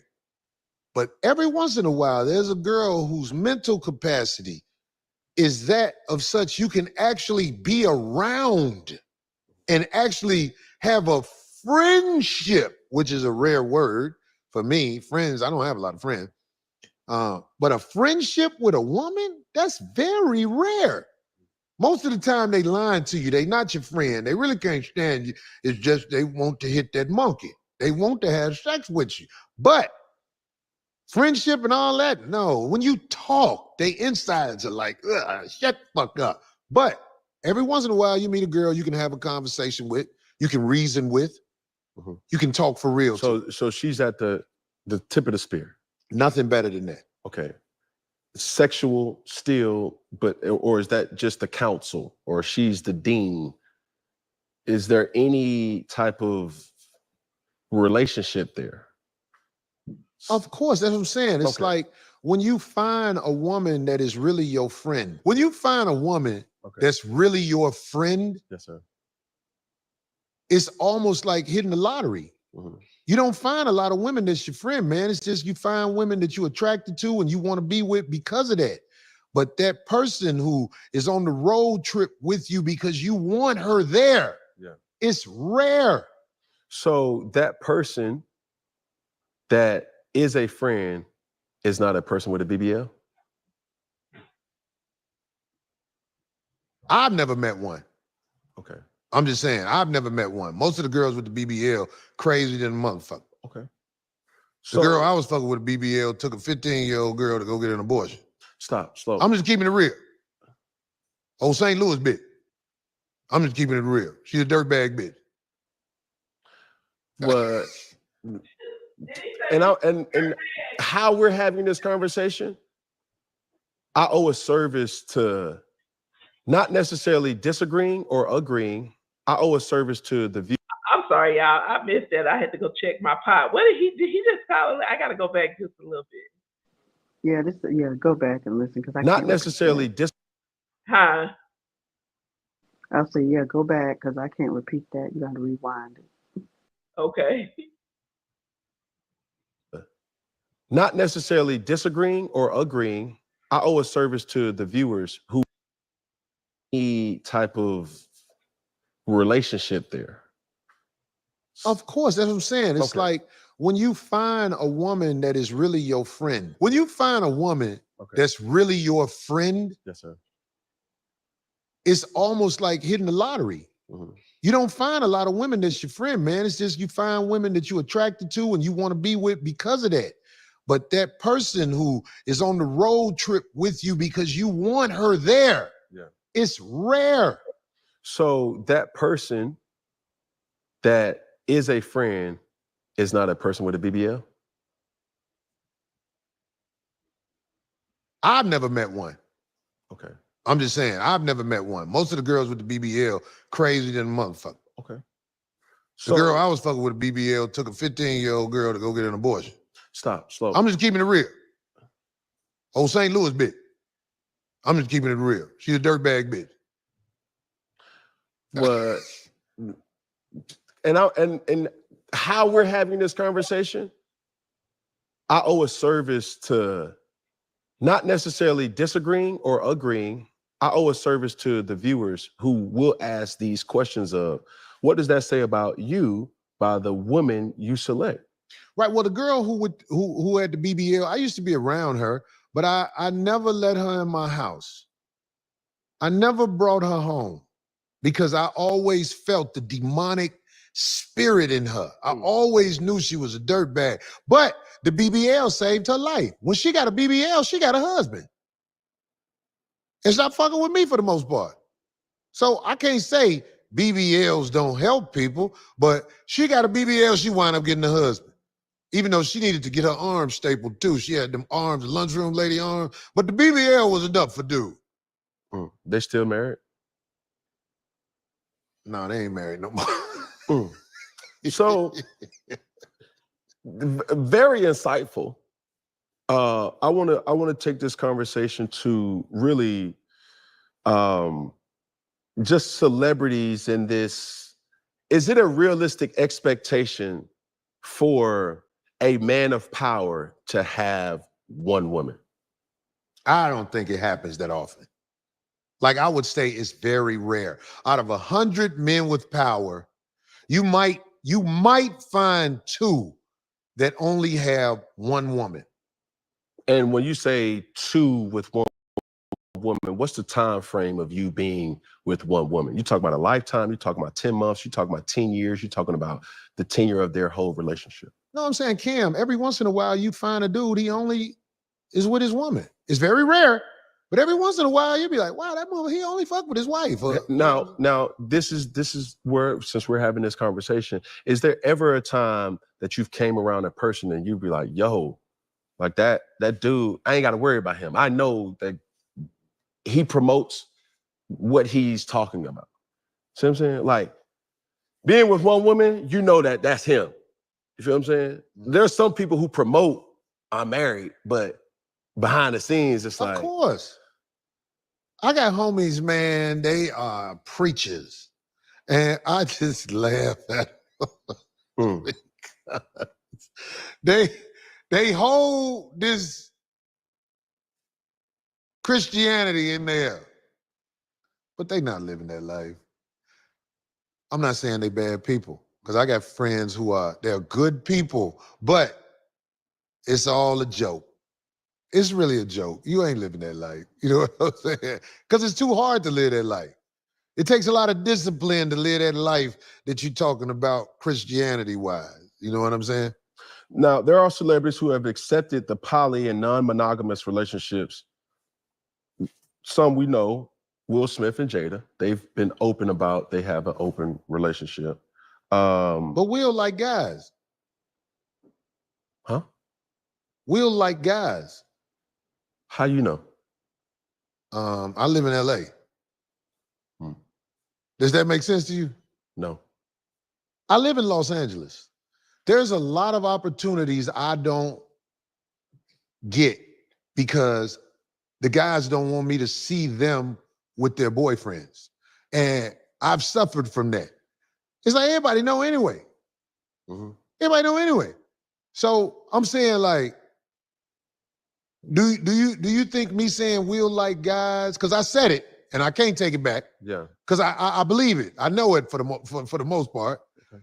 By me saying that, I hope it doesn't strike a nerve in anybody, but I'm saying I live in LA. Yeah. And there's a lifestyle that is kept quiet. A secret society. Yeah. And it's like people like me suffer from this lifestyle because of the shame that some guys have of how they like to move. And I don't think that however you move is something you should hold against me. I think it's unfair. There could be a sense of defamation of character because I haven't really known Will Smith to be a person that is homosexual. Hey, brother, all I'm saying is this, man. I live in Los Angeles. The one brother, he mad at me because I made jokes about it. Shannon Sharp. Yes, He's mad at me because I make jokes about the guy he was at the game with. Like, there was a brother he goes to the Lakers game with this guy. He goes other places with this guy. And I make jokes about it. And I saw that it made him mad. So I really try to cool off making jokes about it because I really don't want to make my brother mad. He was one of the best. Yeah. I was a fan of his. Well, I can't say I'm not a fan of his still. I root for him. Right. I don't want you to feel like I'm some tyrant of jokes. But when we see you at the game with the little moist brother, I mean, like, I feel like you have a problem, like you're ashamed of your lifestyle. And you act like people are mean for making jokes about it. But that's where I asked you before. I'm like, yo, does your jokes come with a barricade? Because you could say this person is gay or moist or sassy or this, that, and the third, and people on this platform will take that and run. Out of this 2 hours that we've been talking, people are gonna harbor on the Will Smith, the Shannon Sharp type of deal. And that's just the reality that we live in, just to cause friction and also to play into the propaganda of. Well, listen, Cam, I thank you for giving me this opportunity to say this to brothers. Mm-hmm. Whatever you do out here in this cold, cold world, I don't hate you. I love my brothers, no matter how they move. Now, there are things that I don't agree with, but I'm not one who I will go out my way to try to mend things with my brother. Mm-hmm. Like a Shannon Sharp, who I feel like he got something out, he don't like me. I would like to say out loud, brother Shannon, I root for you. I got love for you, man. You a black man, and that is enough for me to extend my best intentions towards you. And if we ever talked, I would never take that talk for granted and act like, oh, fuck that motherfucker, he ain't shit. That's what I'm trying to say. I'm trying to say I love my brothers. But it's kind of hard because I put myself in this type of situation. Not trying to choose sides, but I'm saying, how can you get mad at a person that will avoid you for the damage that's already been done with your takes or your jokes? So I will pause it right there because I'll say this. I don't think anybody should be putting out any definitive statements about somebody unless you can prove it, unless you're willing to prove it. Because number one, it's gossip.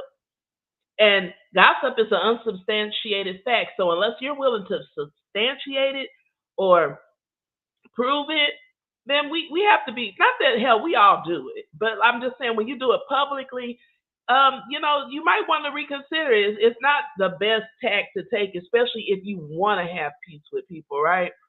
Because just because you say allegedly, that doesn't make it okay. Like, you don't spit dirt on my name. If you want to know something about me, come and ask me. And if you don't like the answer, you don't just get to make up your own answer. And so you have to respect people. And you can't get mad at anybody for getting upset when they feel like you putting dirt on their name. But I will say this too, though. If we're being honest, I think if Shannon Sharp or Will Smith was being honest, those rumors have been circulating about them long before Corey Holcomb ever made a joke. So you just can't blame that, like, oh, he started that rumor, because he didn't. And it's like, yo, you said that without any truth to that. You just said, okay, how it may look. Yeah, but that don't mean it's true. If we're talking about the industry as a whole, it's a free world. We're talking about America here. So we can't hire or not hire because of how a person look or how a person likes or how a person whatever. So for him, is he a victim of truth or is he a victim of what Joker will get off? I think he's a victim because he won't stand on who he is. That's I meant what I just said right there. Mm-hmm. That's what makes him a victim. But see, when you stand on who you are, it don't matter what somebody say about you. I don't care what somebody say about me. I get talked about all the time. And I be like, wow, that person said that about me. But it doesn't make me, it doesn't take away from what I'm doing, because I believe in what I'm doing, because I believe I lead with the truth. But do you understand? Now, when I said what I said about Will Smith, I'm glad you brought that up. Okay. I said what I said about Will Smith, not because I'm trying to be evil. It's because I live in Los Angeles, and there are some brothers who move differently, who would love the opportunity to speak their truth. Now, I don't give that opportunity because it's not fair. But I'm saying, like, I'm really out here, man. I know what it is. When you try to hide who you are, you basically make the wound deeper. You can't hide who you are, man. We do strange things in this world. I had a girl, I kissed her asshole. I put it out there. Nah, bitch, I don't care if you tell nobody. I did some strange things out here. You know what I'm saying? And I stand on it. When I get caught up, I stand on it because I know I don't want to have to try to hide all that. I want it to be out there just so you can get it over with. Talk shit about me because I'm going to laugh with you. But this is what I want you to understand. how crazy it may sound, but it's accepted. If you say, I kissed the girl's asshole, nasty, but some would say, okay, he ain't doing nothing but eating the groceries. If somebody says a dude said you kissed his asshole, it's kind of hard to kind of come back from that, especially if it's not true. We So, might get into physical confrontation. so how can you, that's what I'm saying. I'm not defending anybody. I'm just saying it's a different plan of action when somebody thinks, oh, he a little sassy. You can say it, it may hit as a joke, but it's not the reality. But if you say, yo, like, we all seen it with Shannon. It's like, ooh, Michelle. Like, Hold on, cool, wait a minute. good. Being sassy and being gay aren't always necessarily the same thing, because there are some men who are sassy and they are not necessarily gay, but they are very sassy. Like, come on. But if somebody were to say, yo, bro, it really wasn't a Michelle, it was really like Michael. And you then have to go into, hold up. That's really not what it is. You understand what I'm saying? Nobody's calling you gay. Nobody's calling you homosexual. Let's just cut the bullshit. When Shannon got out that motherfucking SUV in them stretch pants, he go get some wine. Hey, stop. We saw all we need to see. It's moisture in that right there. Come on, little bro, we gonna act like this ain't what it is. I think the people who want you to believe it's not what you see are the problem. No, see this, and this is where I'm not trying to get like, oh no, bro, that's OG. I'm not saying that. But all Now, I'm saying see, to you is Hold on. you hold on a better second. be 100%. Okay, go ahead. Now the problem that gets into it. I think a lot of times older people will have this challenge, is that a lot of that stuff, like getting out that SUV with stretch pants on. I saw a video with Cam in them same stretch pants because that's the style now. I remember he was skating or something. I was thinking he was roller skating at some roller rink with these tight, because that's the style. I may not like it. It looks odd to me, but that's what people are wearing. To me, everything they have on right now is, It looks, yeah, questionable looking. And yeah. let's just, So here we go. This is the image that they're talking about. This is like I get, you can say this is the style, and for those of us from a certain generation, this is a sassy look to us, because men didn't dress like this when I was growing up, and so most of the men in my generation still don't dress like this, and they don't think it's okay to dress like that because that's just not what we grew up seeing. Now, is it okay to say that that person is gay? No, I don't think that makes you gay. But we're not gonna act like we not from our generation. I think we'd be lying if we would say that that wasn't moist. If I did not say that that looked downy fresh to me, I would be lying. It looks snuggle soft. You know, it I is okay. totally I totally agree. However, that a lot of that stuff is the style. And all the Right, stuff that is popular right now, I exactly. And mean, I get it. And some people are and fashion victims, so and I that is get part of the reason why. Like earlier today, I asked you a question about dress and about style and about a lot of stuff out there. And it. like this whole, I think that's where a lot of people have gotten, I think, carried away with stuff.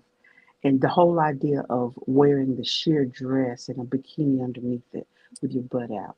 The whole idea of these long lashes that are 1 and 2 inches long. That's a style. That's a trend. It's a fad. It's gonna come and go. All of the nails, that's 2, 3 inches long and all. That's a fad. Yeah. It's gonna come and go. I mean, I disagree with it. Do it, but hey, I'm I've just never been a looking cool for them to kid, finish so off acting, to finish off reenacting the episode of Boondocks. I'm waiting on them to wear the pearls. They already got the purses and they wearing the skirts. I just ready for them to start singing "Homies over hoes, homies over hoes." I mean, because it's just like I just see it playing out. And so, like, if you want to walk around looking like Moisture Max, go ahead. But you can't get mad when we say you downy soft, snuggle fresh. It's just the way it looks to me, okay? That's Oh it, but yeah. no. Let your soul glow. Continue. 100% sure if you're going to make an revelation of something that nobody else knew before you're saying it. And that's where media has been for so long. It's like, I created Funky Friday because this is a platform that's built off truth and stand on business. Keep it funky, as we say in the streets. Like, bro, keep that shit a buck, nigga. But if it's not the buck, you can't just say that because that's slant. You're talking to a person. I've paid for it. I lost the best barber I ever had because I made jokes about the backdooria life. I call it backdooria, like backdooria. That's what we call it. I made jokes about the backdooria life. I lost the best barber I ever had because I believe I offended him by saying stuff about backdooria life. I've paid for saying the things I say, but Yeah, I stand on it. Mhm. The joke I made about Shannon getting out that SUV, listen, I would never disrespect my brother, not because he fit and big But you in his face, disrespecting him, though. but what did I say that's disrespectful? Because in our culture, bro, you could say anything. This is very impressive. I'm so glad you said, what did I say disrespectful about Shannon Sharp?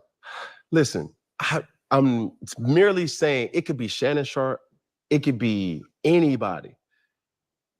Everything that you're saying, cool, bro. You looked a little coming out of that car. But it becomes offensive as a black man when you start saying, okay, you gay. And you're not. We don't play like that. You see what I'm saying? Like if somebody were to say, if somebody who had a platform to say, man, Corey gay, I seen this nigga with some pink on coming out of Cam restaurant in Atlanta. Well, hold on. I'll Now, be laughing because because now if somebody walking up in my Go ahead. I'm listening.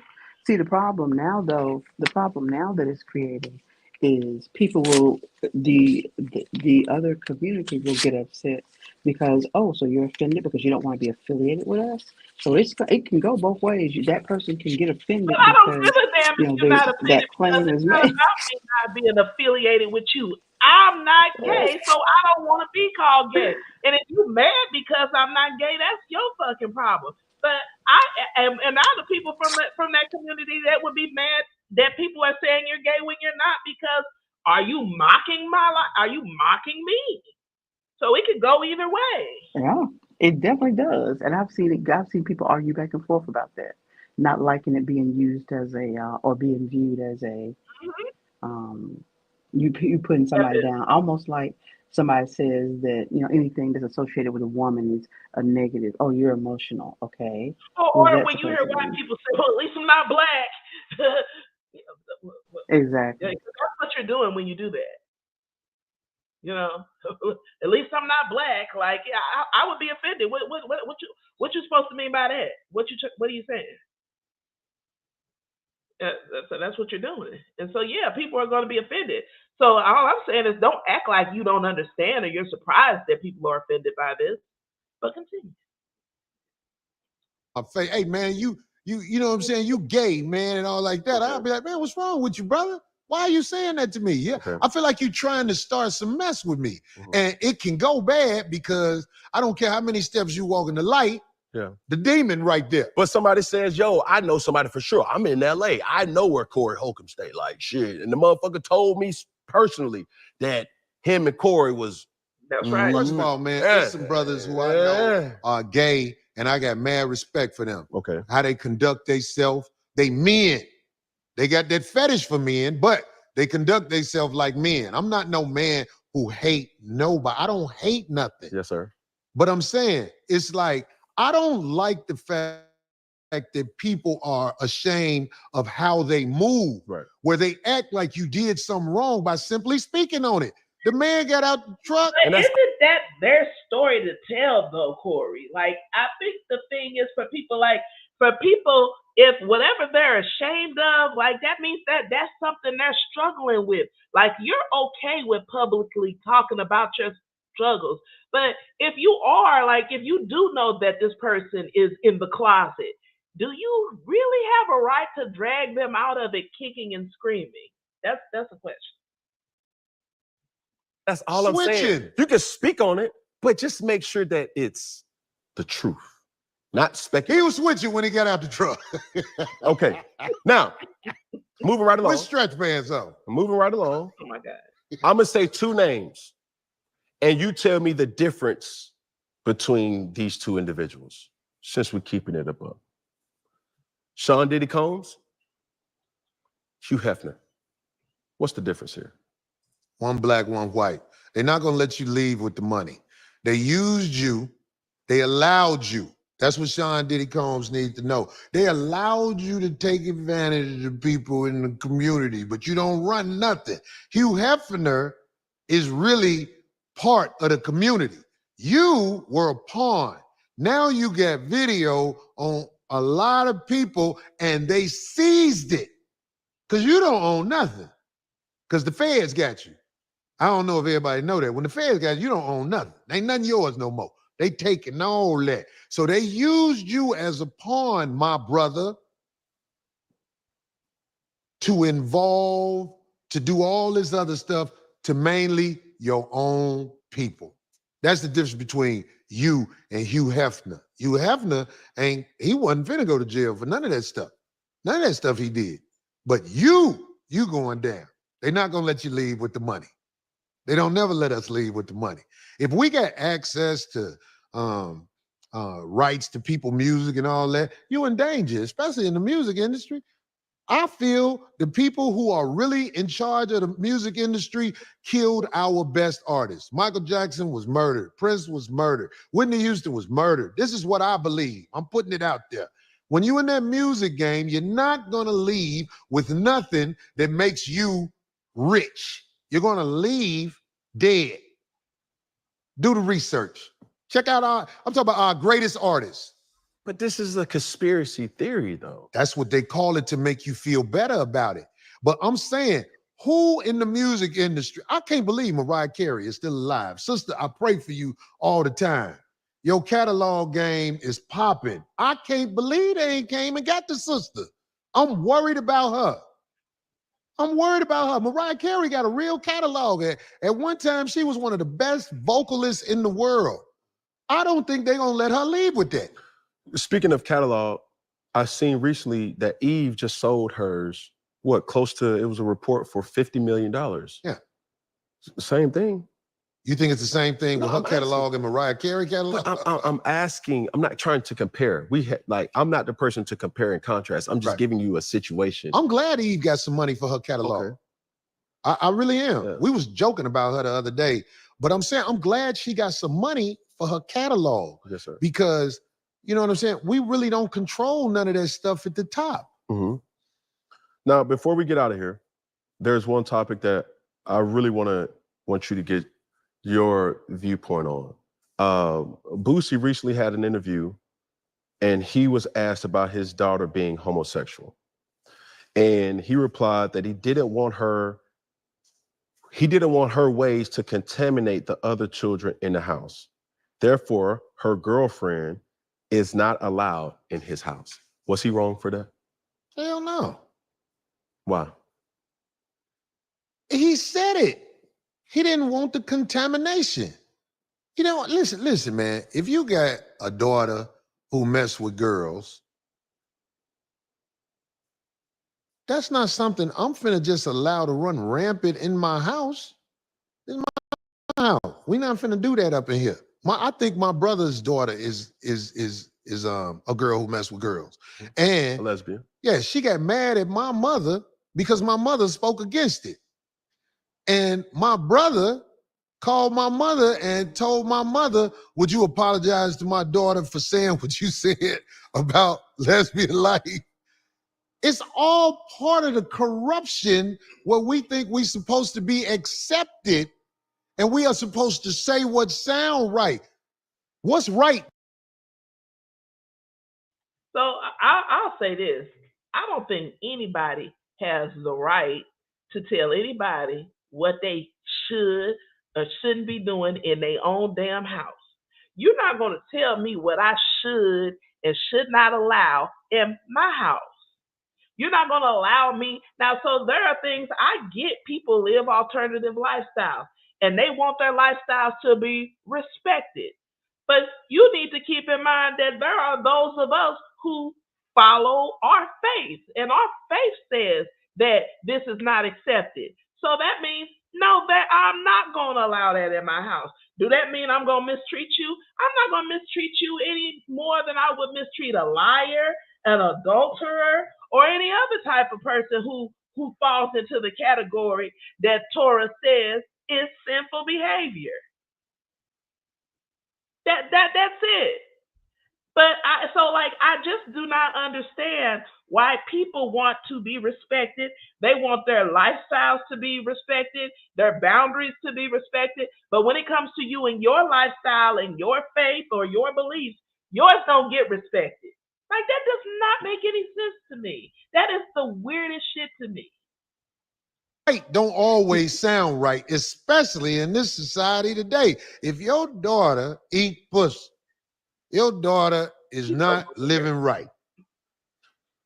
Take the quote from Corey Holcomb. If your daughter, if your son, if you think if my son, if I feel like my son messes with boys, he can't have company in his room? So first off, let's understand this. How many children do you have? 2 and a possible. 2 and a possible. There's 2 boys, 2 girls. 1 girl, 1 boy. 1 girl. What's the possible? It's a boy. Okay. So with that, and they're grown, I'm assuming. Or the possible. Yeah, they're grown. All of them grown. Say less. Do you understand the hypocrisy in your stance here? No, please explain it to me, because I need you to help me. Okay. Help me, brother. You've mentioned that you have a network of women, right? With this network, you said some have the opportunity to come to your house and some doesn't have the opportunity to see you on the road or be with you on the road. My take on this is this. You promote a lifestyle that everybody sees, everybody knows of, a polygamous open relationship.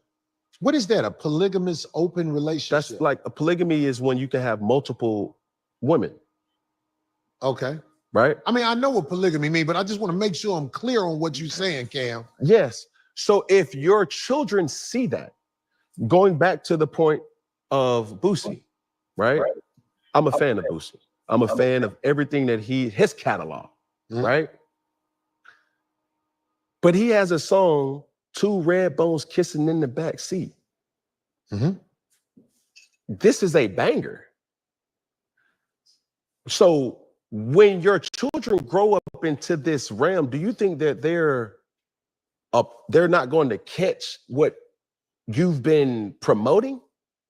You see what I'm saying? No, you try to make it seem like because he made a song about 2 red bones kissing in the back, it's the same as his daughter. Send your pussy lips online right now. Right now, I give you $1,000. Send your pussy lips online. Right. You don't think his daughter's seeing it? Yeah, his daughter will see that, and if she's wise from a good upbringing, she's going to know what's right and what's wrong. But did you see? You see what happened when you sow chaos? That is chaos and confusion. And this is why I talk about when you double-minded. A double-minded man is unstable in all his ways, and you have that kind of confusion and chaos in your household. That's why you have these type of situations right here that he's talking about. You see how hard that is to compartmentalize, because if it's right or wrong as a child, you don't know what's right or wrong. You just see what you see from influencers, and those influencers, major influencers, come by way of parents, mom, dad. If mom or dad is promoting multiple women in yourself or multiple girls kissing, that's something that they see. They may have been at a concert. They may have been somewhere, listening to his music and seeing how people react to his music. And it's almost impossible for you not to think that they're going to see that as acceptable or cool. Well, the internet destroyed the mind of so many innocent people. The internet is a useful tool, but it's used in a bad way. The internet has desensitized children. I'm talking about kids who see stuff they should never see while they're young because you can't explain it to them because the only way they can understand it is through experience in life. So the internet is responsible for the destruction of so many minds, young and old. But what I'm saying to you is this. To live a lifestyle that's righteous, you got to tell the truth. Cam, I don't care how in awe I am of you right now. You are not finna tell me you up here fucking one person. It's not finna happen. No. See, you're trying to deflect back to me. No, I would never do you like that. But I got respect for you. No, here. But you didn't answer that for a reason. No. Understand this. You didn't answer for a reason. I'm going to answer mine, and then I want you to answer mine too. I will answer it, brother, and I promise you I won't bullshit with you. Okay. How long are you talking about? What you mean? Fucking one person. What do you mean, how long I'm talking about? As long as I've been with Jazz, Jazz has not been the only person that I've had sex with. I don't know your situation. But I'm getting personal. Right. I don't know your situation. Since you want to take it there. And this is the thing that has... Do you feel like I'm being disrespectful? No. Because I'm not trying to be disrespectful. No, trust me. Trying to be honest. I'm trying to be honest too. There's times where I've openly had conversations, and this is why me and Jazz are growing in our relationship. Understand this. There's something that you mentioned as far as the peak of the spear. Jazz allows me to speak to her, and we are able to have banter, whether it's uncomfortable banter or just kicking the shit banter. But that's the basis of growing into something solid. Truth. But hear me out when I say this. As long as I've been with Jazz, I cannot honestly say that I've only been with Jazz. And I think as we grow, and I hate that I embarrassed her, because no woman ever wants to admit that openly. But what? I'm sorry, I want to make sure that their person has not always been with them only. So to that point, I'm bringing it home. What has allowed us to begin to get closer in a relationship is that I don't feel that she judges my action. She holds me accountable to my action. And she asks me certain things that, yo, how can I do certain things to better so that this won't be a normalcy for you moving forward? I've never had nobody to really understand how I think. So there's been times where, okay, cool, we're keeping it a buck. Me and Jazz locked in where it's like, yo, are you okay? No, babe, I'm feeling weak. Okay, what does that mean? Now, folks gonna sit up there and say, oh, she's stupid for doing that. She's giving me something that this is my friend, this is my confidant, this is my person that I go to for recharge. This is my place of refuge. I'm going to her and I don't have to hide nothing from her. And when I see the longevity of our relationship, I know that it's working. It's not that I'm taking advantage of her. If anything, she's giving me something that I've never had. So I have to nurture and protect her. And she's been able to protect me and nurture me as well. In those situations, she has held me accountable to tell me, yo, that made me feel fucked up, babe. I ain't gonna lie to you. But why, babe? Okay, you gonna sit up here and be with this chick and not be with me? Like, and you playing? I just gotta say something. That's a lot. But you see how Corey had to drag him out of the closet like that, not out of the closet, but drag that out in the open. Until men are ready to start telling the truth, you are going to continue to have this dynamic with women because you lie to yourself and you play games with yourself. That is why women are going to carry you the way they do, because you can't tell the truth. You already know as a person, man or woman, if you can be with one person for the rest of your life, you already know this about you. So come to the table with it. Tell the truth. It will save you a lot of problems. It'll save you a lot of confusion, a lot of heartache, and it will, if you want to do the things the right way. If you are, that's why there's a reason why there's criteria laid out for the bishops in the Bible that if you're going to lead the flock, you have to be a man with one wife. Because how you going to lead the flock when you got to manage this household because you have multiple wives. Multiple wives, no matter what anybody wants to say, if you read the Bible for yourself, it is not a sin. The men of the Bible, from Abraham to David, they have multiple wives, okay? So it's not a sin. The sin is that you all are lying and you are not marrying these women. You are just running around. You all are serial polygamists and you're just having sex with person after person after person because you can't tell the truth to yourself, let alone your damn woman. Playing with me? Okay, cool. Let's go on a walk. Let's talk about it. Let's understand. It's not always one-dimensional where I'm speaking how I want to do and vice versa. I think she speaks on how it makes her feel. I speak on how it makes me feel and then go about it like that. So I don't promote multiple, this, that, and the third. I don't have a network. You don't promote it, but you're doing it. When I'm asking you in regards to Boosie. A network, you don't have a network. Your word, you say she's not going to be a part of the Corey Holcomb network. Oh, so you saying I'm lost. The nerve, the hypocrisy. You don't promote it, but you doing it. You doing it. And all of y'all doing, you got baby mama here, you got baby mama there. You're doing it. Whether you promote it or not, you're living it. Bro, I don't want to take your shit away, but what do you mean you don't have a network? I don't have no web of women.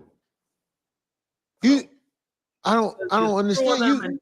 You saying it ain't no other woman but the one woman? Yes. But that's what I'm asking you when. Ah, damn. See, I fucked up. See, I lost a radio host because I put him on the spot like this, but I didn't say his name or nothing like I'm talking to you.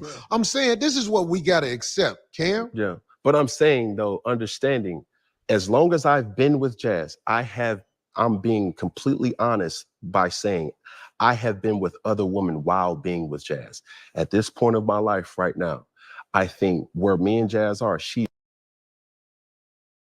I'm sorry, I'm going to quit interrupting. Notice he didn't say I was with another woman. He said I was with other women. And so do you honestly think that this man of means is going to just stop and now he's done for the rest of his life? He's not. And he's lying to himself if he thinks he is. And I don't think he thinks that either. She's helped me nurture me to being exclusively to her. And it comes with time, that comes with patience, that comes with uncomfortable conversations that say, hey, babe, well, hold on. You did what? Okay, not motherfucker, let me tell you. No, that's not the energy that she's coming with. Of course. She's saying, hold on, but why though? But why? Yeah, but why do you feel? It's important what you say after she say that. Yeah. Because the truth is, you a boss motherfucker. I'm a boss motherfucker. I'm not a regular motherfucker. You cannot get me to do what the last dude did because I'm not him. I'm different. That doesn't make me bad because I'm different. I have options. I ain't got my mind so good together where I look past all the options in the world. I use the meat out there in the slaughterhouse to eat sometime. Yes. But you are home. That's an honest conversation I would have with my lady, but she already knows. She know, man, look, I get checks in her name on stuff because that's home. I trust my instincts. You up under me because I'm betting that you can handle who I am and we can grow into what we're going to grow to together. But to lie and say, oh, I got enough willpower to pass up on all this meat while I'm in the prime of my life. No. That's a lie. But there's not a platform that is openly speaking with what I or you or men like us go through when we are tempted. So I'm saying my place of refuge, when I get tempted, I'm able to have these uncomfortable conversations with my lady. Yeah, that's maturity. And that's what makes being a boss. That's what makes her different. Now, going back to what my initial question was with you, having a network of women, right? Or in Boosie's case, he's saying it's contaminating for his daughter. Well, I want to ask this question. Is it better to have a network of women, or is it better to do what you saying you doing is you get weak and you fall into temptation, so you might screw her. And then you just throw her away and cast her to the side. Why aren't y'all marrying these women? Or so you're not. So let's just tell the truth. You're just running through women. You're treating them like hoes. You are treating the daughters of Zion like hoes. And the Torah says that there will be no whores among the daughters of Zion. But continue. To bring her girlfriend into his household, because I don't want that to impact or contaminate the other children. I call it hypocrisy, because this is something that you have promoted. This is something that was in your music. This is something that they sing at your shows. They listen to your lyrics. I'm not saying that it's bad, but I'm saying understand what comes with what you're promoting. He said two red bones kissing in the back. It's just what that man. I get it. Yes. You are absolutely right. And Okay. I said this on my show. Who you have around you on your show, you're responsible for that. Because it's things that you say and people you around that you can't act like, oh, I ain't with that. I just had them people around. No. You part of that. That's why you promoting it. Even though, like, I know me and you, we don't see eye to eye on certain situations, but you had me on your show. Yeah. But that's not, don't say that. No, I'm just saying you had me on my show. It's the reason you had me I on. can agree. We can, at the worst, we can agree to disagree. That doesn't mean that I don't. You see what I'm saying? But I'm saying you had me on your show, Cam, correct? Yes, sir. Because of some magnetic attraction we have toward what each other do. Soon as they said Cam, I was like, Cam, hell yeah, because I don't really go to everybody's show. Yes, sir. But I was like, what the fuck? So yeah, I'm saying, but you have to be responsible for having me on your show, because having me on your show comes with controversy. Because you see how I talk, and you see how I think. You get what I'm saying? But I'm saying also too, to that point, Yes, I'm coming. there is some things that comes from what you promote too. And those promotions may be right up under your nose with your daughter, with your son, with the people who've seen. Let's look at what could come from Diddy and his children. They're kids now, young adults. You don't know that this can. Not all of them. Isn't one of Diddy's sons being charged as well? So your deviant behavior is creating deviance in your household. So that, there are consequences that comes along with your actions. Spur into They say, whatever, or it could be. They say, the saying goes, you teach what you know, you reproduce who you are. Woo! Say that again. Yeah, you teach what you know, you reproduce who you are. Amen. Be something great that they use that to say, I don't want to be this. I seen what my father went through. I don't want that to be my situation. We pray that's what happened. For sure. But I'm saying, as we have our influence and we promote certain things, even a lifestyle. Oh, that's some boss ass shit. Cam got a lot of hoes.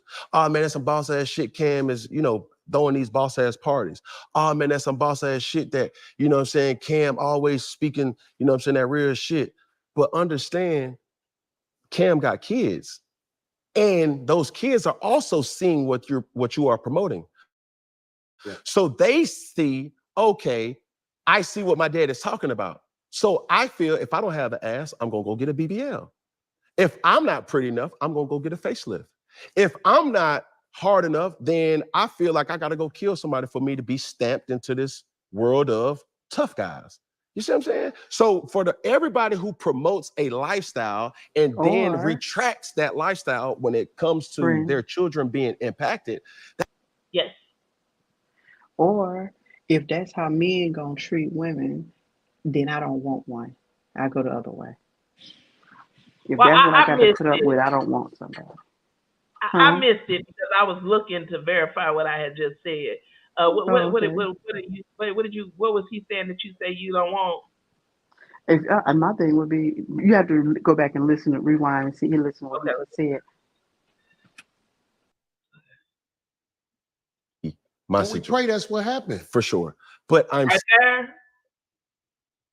I think so. Did you go back about Okay, 10, 15 seconds? I think so.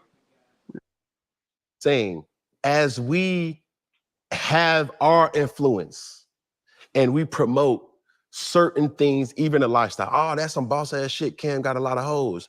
Oh man, that's some boss ass shit. Cam is, throwing these boss ass parties. Oh man, that's some boss ass shit that, you know what I'm saying? Cam always speaking, that real shit. But understand, Cam got kids. And those kids are also seeing what you are promoting. Yeah. So they see, okay, I see what my dad is talking about. So I feel if I don't have an ass, I'm gonna go get a BBL. If I'm not pretty enough, I'm gonna go get a facelift. If I'm not hard enough, then I feel like I gotta go kill somebody for me to be stamped into this world of tough guys. You see what I'm saying? So for the I think that's why T.I.'s son dealing with the struggles that he's dealing with because he feels like he got to live up to that shit that his daddy was rapping about. everybody who promotes a lifestyle and then retracts that lifestyle when it comes to their children being impacted, that's where I'm like, bro, you can't do that. Yeah, I agree with Don't you worry. 100%. So that's my on that. point. That's why I don't talk about certain things that I can't stand on. Like most of the stuff I say, I can stand on it. Mhm. I mean, I've made a couple of mistakes, but as I'm getting older, I'm getting smarter. The stuff I say, I'm gonna stand on it. Mhm. But as we talk a lot, we make mistakes. Yes, sir. When you Yep. talk a lot, you're gonna put your foot in your mouth sometimes. For Exactly. sure. So you have to have the courage and manhood, manpower to say, you know what?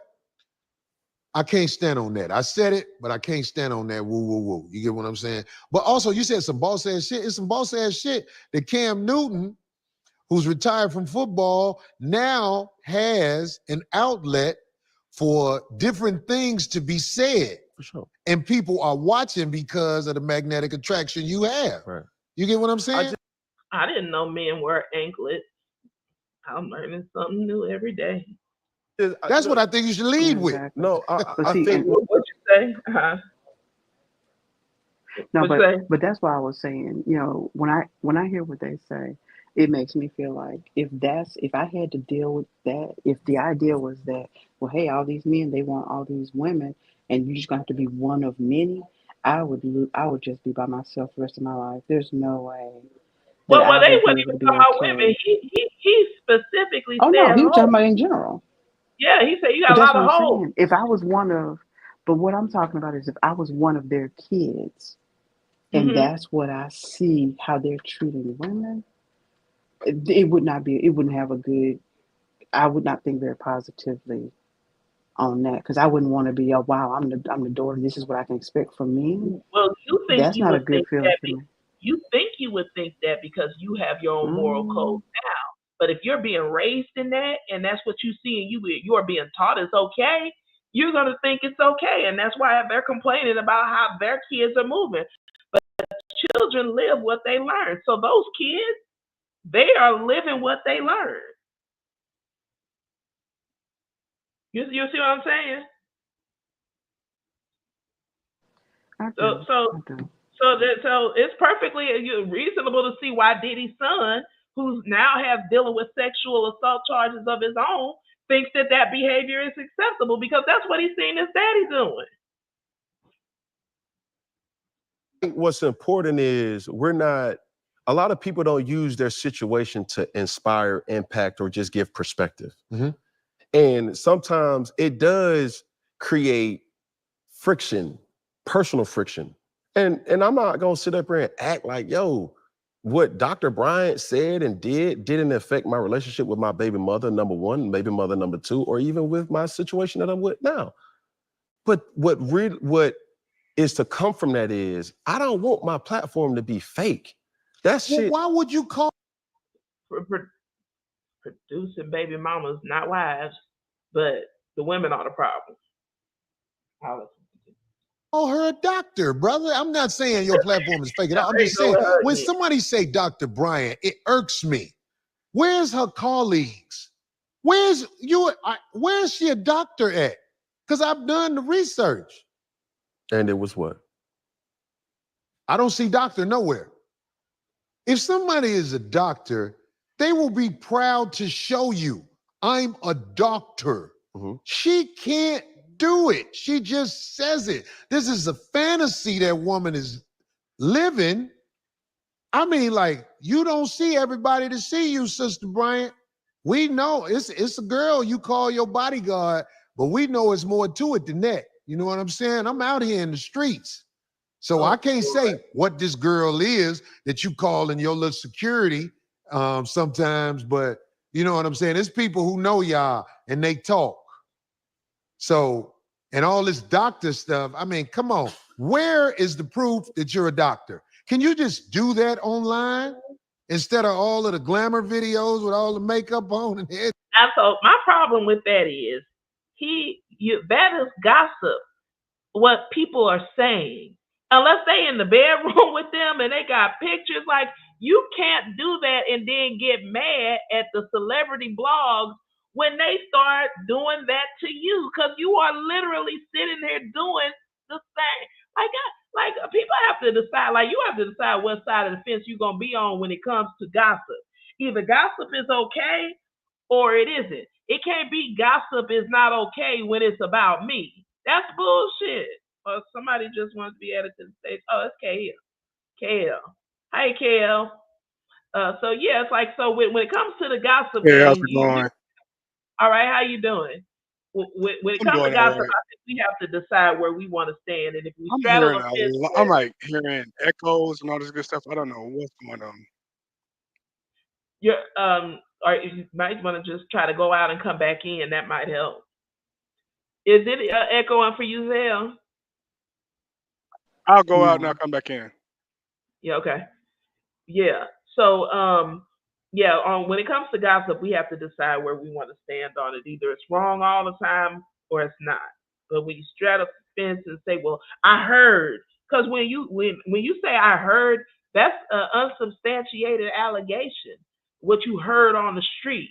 Because, like, if we do a show based on what we heard on the street about you, is that going to be acceptable? And for me, I say no. So I don't do it. I don't like it.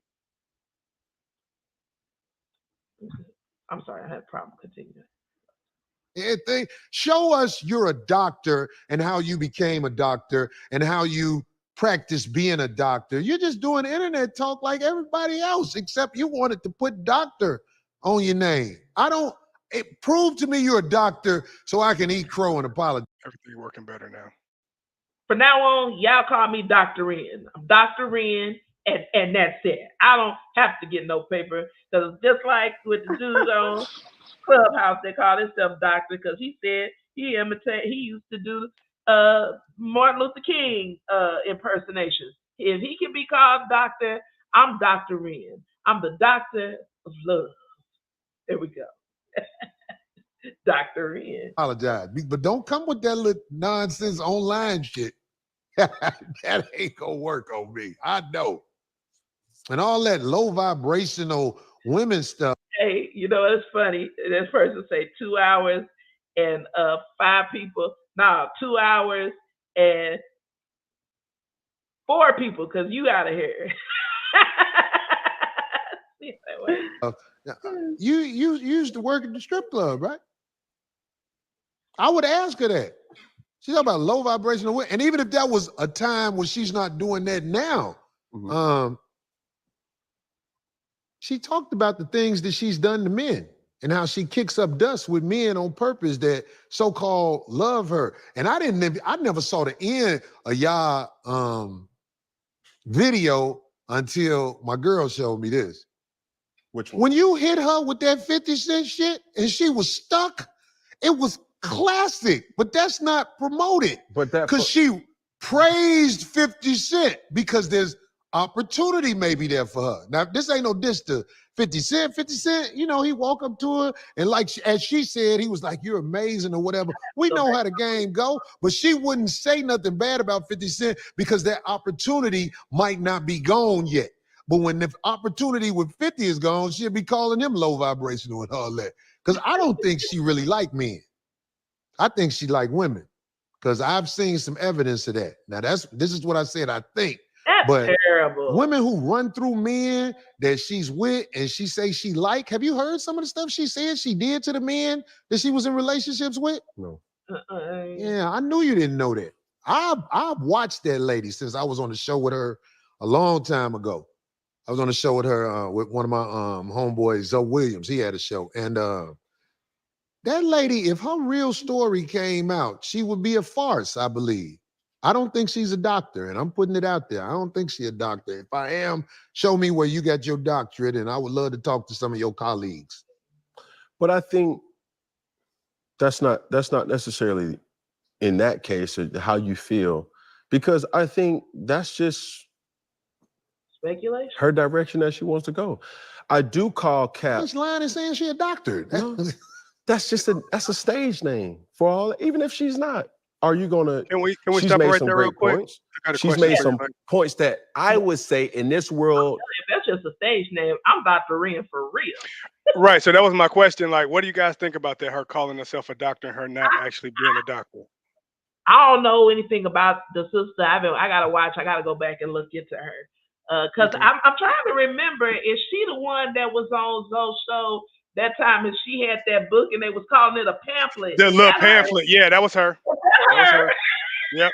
See, like that Yeah, little piece of shit book she got. Yeah, no, oh yeah, man, that's her. he They her on roasted that her. show. They had Yeah, him and he had smoke with her on that show. I do remember that.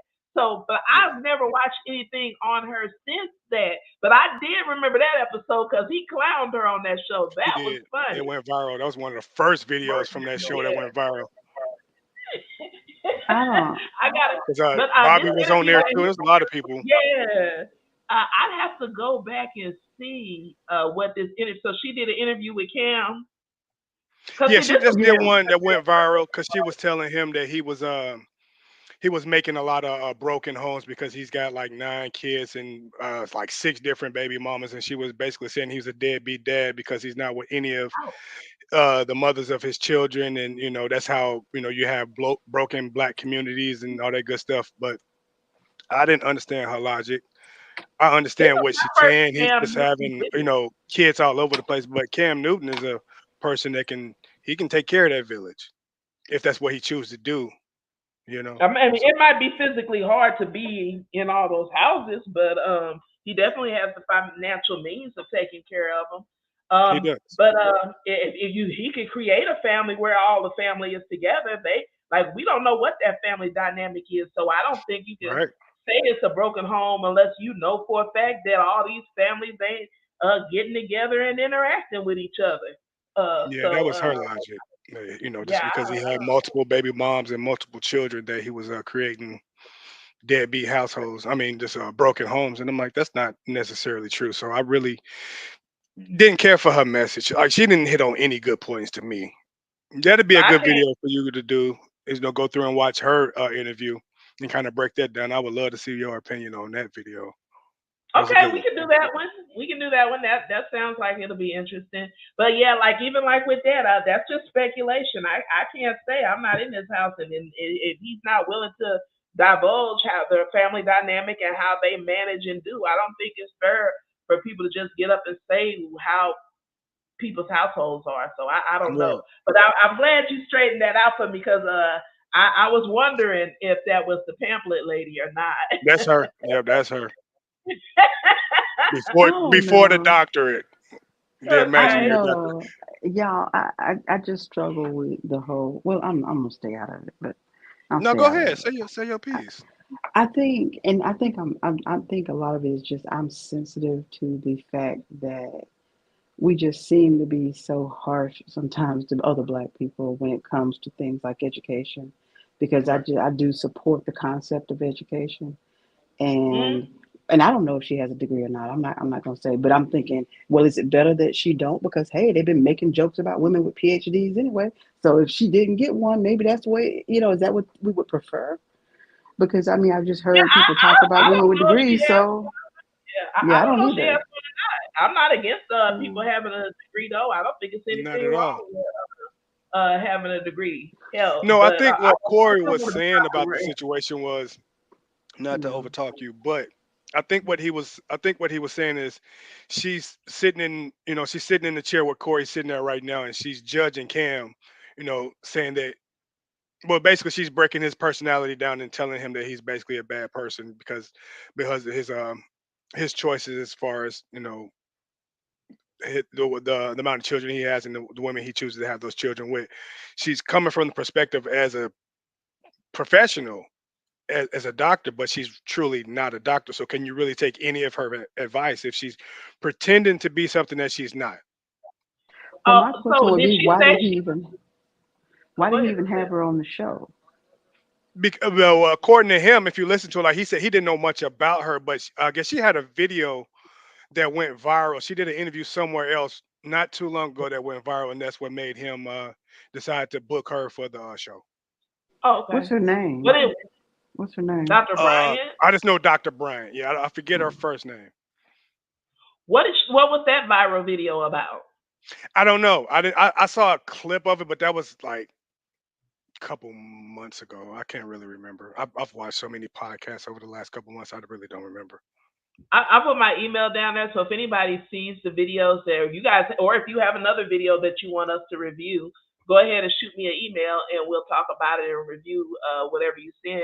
If you have a Ask Ren question for the day, you can send that via email as well, and I will answer your question on the live when I do Drive Time Live or whenever the mood strikes me. But yeah, so we'll look into that, Dr. Brian. A lot of times I hear about stuff in passing, and I don't get a chance to actually look into it, but since you want us to review that video, I'll take a look. But yeah, only problem I would have that is if she's not an actual psychologist to It says be kind Cheyenne Bryant. I'm doing a Google search on her right now.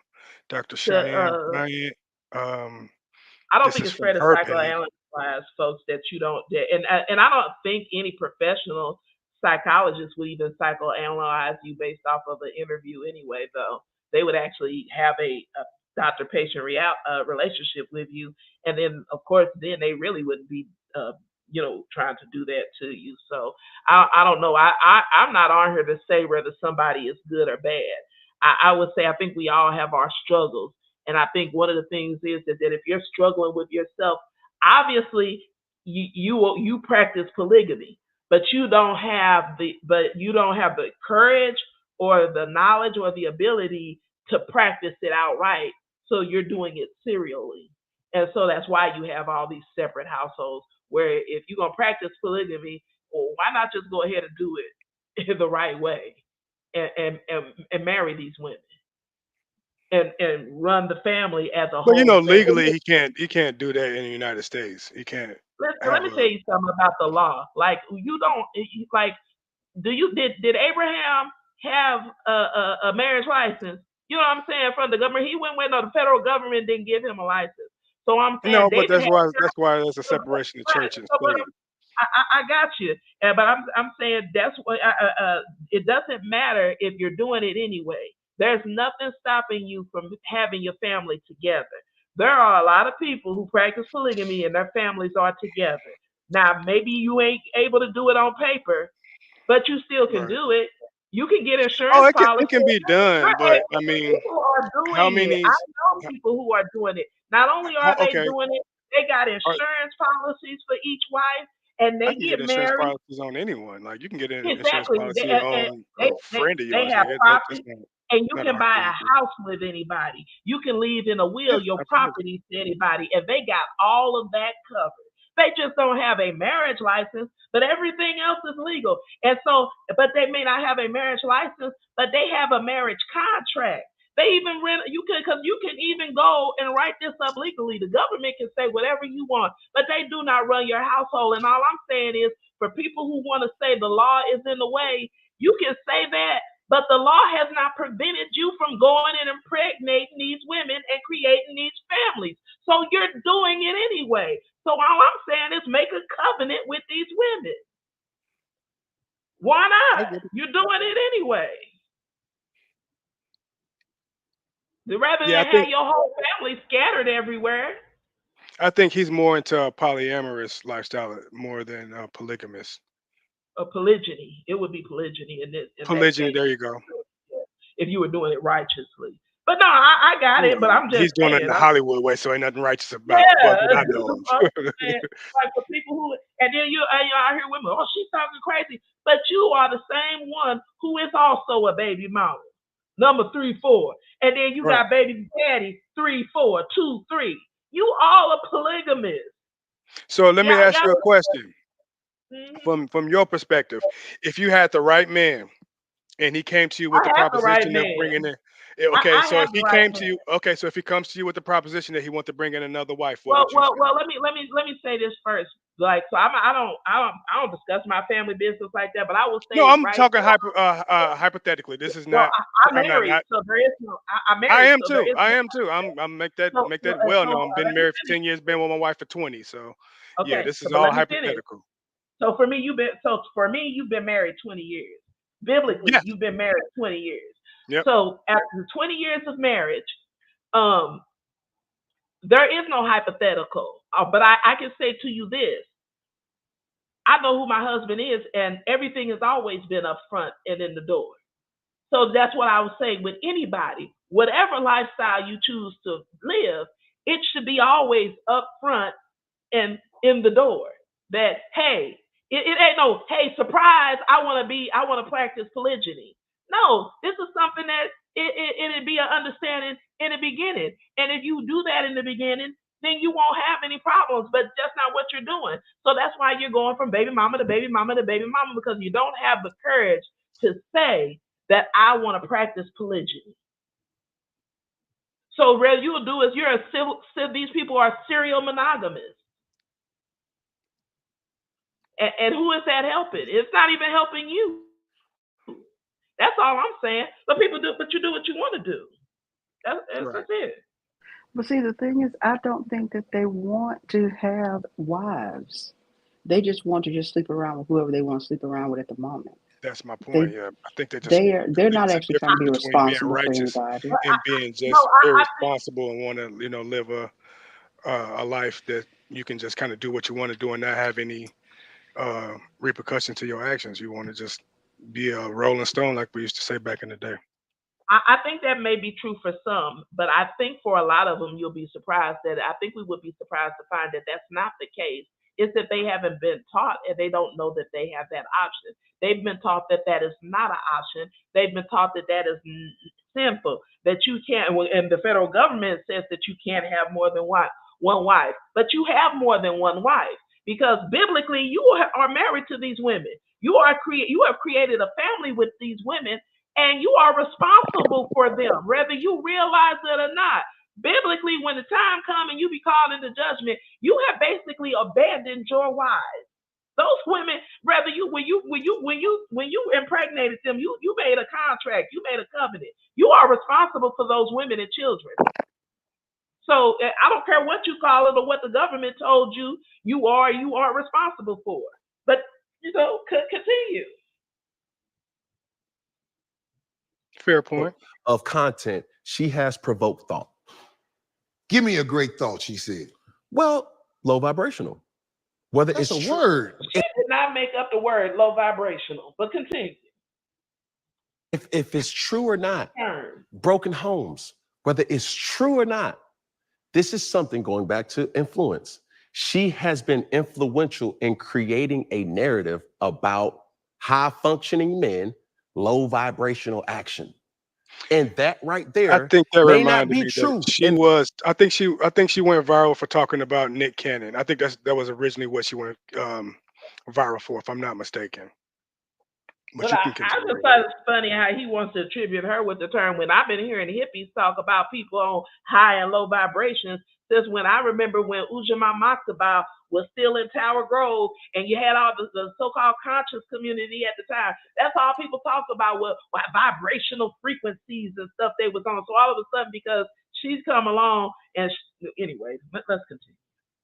These people killing me. This generation kills me thinking that they the first ones. That I see so many things that these content creators now want to take credit for stuff that has been going on for forever. All of a Right, sudden, they're the first one that came up with this. I'm the one right. that thought it is.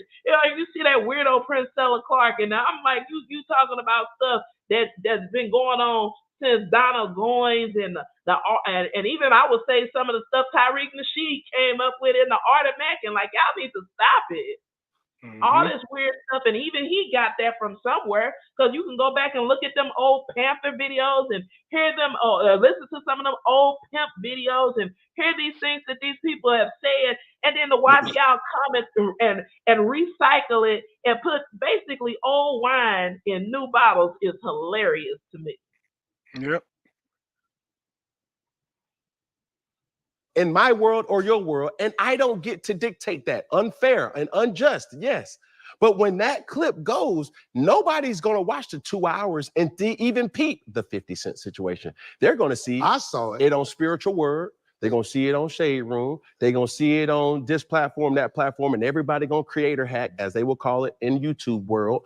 And then they're going to speak on Dr. Brian calls out Cam Newton and Nick Cannon. It was some bullshit. But that, you don't get the right to say that, because in all cases, we've seen when you say the truth, that nigga ain't nothing but bitter.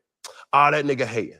And the truth of the matter is this: when I go back home, because it was me that was used in that, I'm still in the same situation. If anything, it has brought my situation closer because we're able to talk about that. But you hit her upside the head with the 50 Cent thing. He was like, is he this? And she would not exhaust that resource because she still wants to see what she can work out of that. I didn't know. So when I asked her that question, I didn't know about, I was just reaching for any person that I'm saying to myself, okay, cool. Well, every person that has had a child and that is not with that person has created a broken home. So I'm like, yo, a person who I admire, I'm like, yo, Curtis, she ain't got no kid. But let me tell you why you ain't got no kid. Oh my God. Because you can't make a kid with the person you with, can you? Don't get mad at me if I'm telling the truth now. I ain't saying this is a fact, but I'm saying. But you can't say that though. People who know you put your business out there, ma'am. So most people don't know. The average civilian don't know. But people who know you know who that girl is who you call your security. I'm just putting it out there with pleasure. Can we move on, or you want to still stay here? Yeah, let's go. Let's go somewhere. In your opinion, Cam didn't want no parts of that. Last thing on this. But I'm like, this is my truth to this, and this is my last take on Dr. Brian. I think she came here and she used the platform for what it was intended for her to do. So much so, I don't even think prior to her coming on this platform, she had 1 million followers on Instagram. That's a Snapple fact. Mm-hmm. The only reason why only reason why she came here is because, I really want to have thought-provoking conversations. Mm-hmm. And in some of those conversations, I don't get to choose where I'm just always talking and saying like, yo, bro, well, I don't think what you're doing is right. Some of that is, yeah, bro, what you're doing is wrong. So I took the risk and said, when I sent over, the truth is this, when I sent over her name to talent at Iconic Saga, everybody's like, who? Right. You blew her up. I'm not saying that. No, it's a fact. I'm not saying, listen to what I'm saying. I'm not saying that I blew her up. What I am saying is she's definitely maximized, not from the Nick Cannon, because not a lot of people seen that. But when you came on my platform and you spoke how you spoke, whether I believed in it or not, or whether you believed in it wholeheartedly or not, it has elevated you in this realm of go, sis, less impact, keep these, in check. And all I'm saying is, okay, she's from Cam Newton's Funky Friday. She's went on to B. Simone. She's went on to other situations. I'm not mad at that. B. Simone, ain't that the girl who stole the book? Who? B. Simone. She stole the book. She stole the book. Do you know about that? Empower me. She stole the book. She claimed the book that wasn't hers, that somebody else wrote. You really don't know about this? I straight face, right hand to God. I don't know. It ain't hard to find. Say less, and I will. Okay. But in this particular situation, I'm like, I've done my job, and you've done your job to impact and elevate. So when I had mentioned, this is what I was saying. When I had mentioned the Curtis Jackson, the 50 Cent, at the time she Euroed out of it. I didn't know she was potentially trying to work with. Look, we saw it, brother. There are people who ain't looking with that average eye. There are people who watching every word come out of your mouth, my mouth. I saw her squirm when you put the question on her about who 50 Cent was. She came at you like she came at you, but she wouldn't dare say that about 50 Cent because she hasn't exhausted that resource yet. That's the only reason she wouldn't say nothing about it. She went as far as to say, if he was on your show, then I would talk to him. Yeah, right. You're not going to exhaust the resource until you squeeze it out. After you get through squeezing it out, then you would talk crazy about him or anybody else. I saw it, bro. I'm telling you, I hadn't seen the whole episode, but because it became something to talk about, I sat and watched it. I was like, okay. Then at the end, when you got her, because you reversed it, you asked her, well, is 50 Cent like that? She would not say a disparaging word about the brother because she a hustler, Dr. Alleged Bryant. She a hustler, dog. I'm just saying, man, people get mad at me. It happens. But in the long run, when people study what you say, they're going to be like, oh, they was right there. It's just trendy. For the trendy people, you ain't right. What's the sister name who went on tour and had to cancel the tour? One of the ratchet female rappers. Damn, I can't think of her name. What is it? Sexy Red. Let me tell you something. On the internet, it's easy to press like. On the internet, it's easy to do things to blow up. But in the real world, are people finna waste their time and resources to come see what you're talking about? No, they're not. You're an internet star. And ain't nothing wrong with being an internet star. You might turn it into some money. But I'm talking about for the long run, to not be a trend. You have to be something of substance that people will be like, oh, so-and-so coming to town. You know what? I'm going to take my hard-earned dollar and I'm going to go see that because it's probably worth something. You can't be worth nothing perpetrating who you are because you're a perpetrator. For sure. Got, so to wrap this up. Did somebody say something? Oh, okay. In this particular phase, I'm like, I don't judge other people's platforms.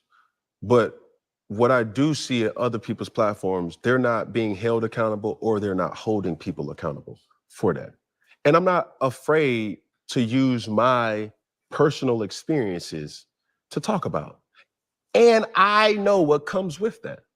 But at the same time, if I'm locked in with my situation or situations, right? And what I mean by situations, the other mother of my children, I have to put people on game. That's why I've created, let's keep it funky. We should be able to talk about religion. We should be able to talk about politics. We should be able to talk about relationships. We should be able to talk about the LGBTQT community and doing it with respect, not demonizing or suppressing or saying these type of things. We should be able to talk about the gay community and give them the respect that they deserve. What I am saying is, for me, I created something with a lot of help and support that allows me to bring light to any situation. And it's hard to cancel what it is. Question: why do you support Trump over Kamala? Well, I think you should know, I don't vote. I don't participate in shit like that. I feel like it's sucker shit. But I have a problem with Kamala and her history toward brothers and sisters. She really don't fuck with us. She don't fuck with us, except for when she go on her little campaign speeches and she put on her sister girl type of thing. She was a prosecutor up there in California, and she is responsible for a lot of brothers being lost in the system.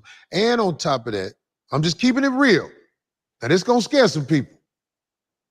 Ain't nothing black around her.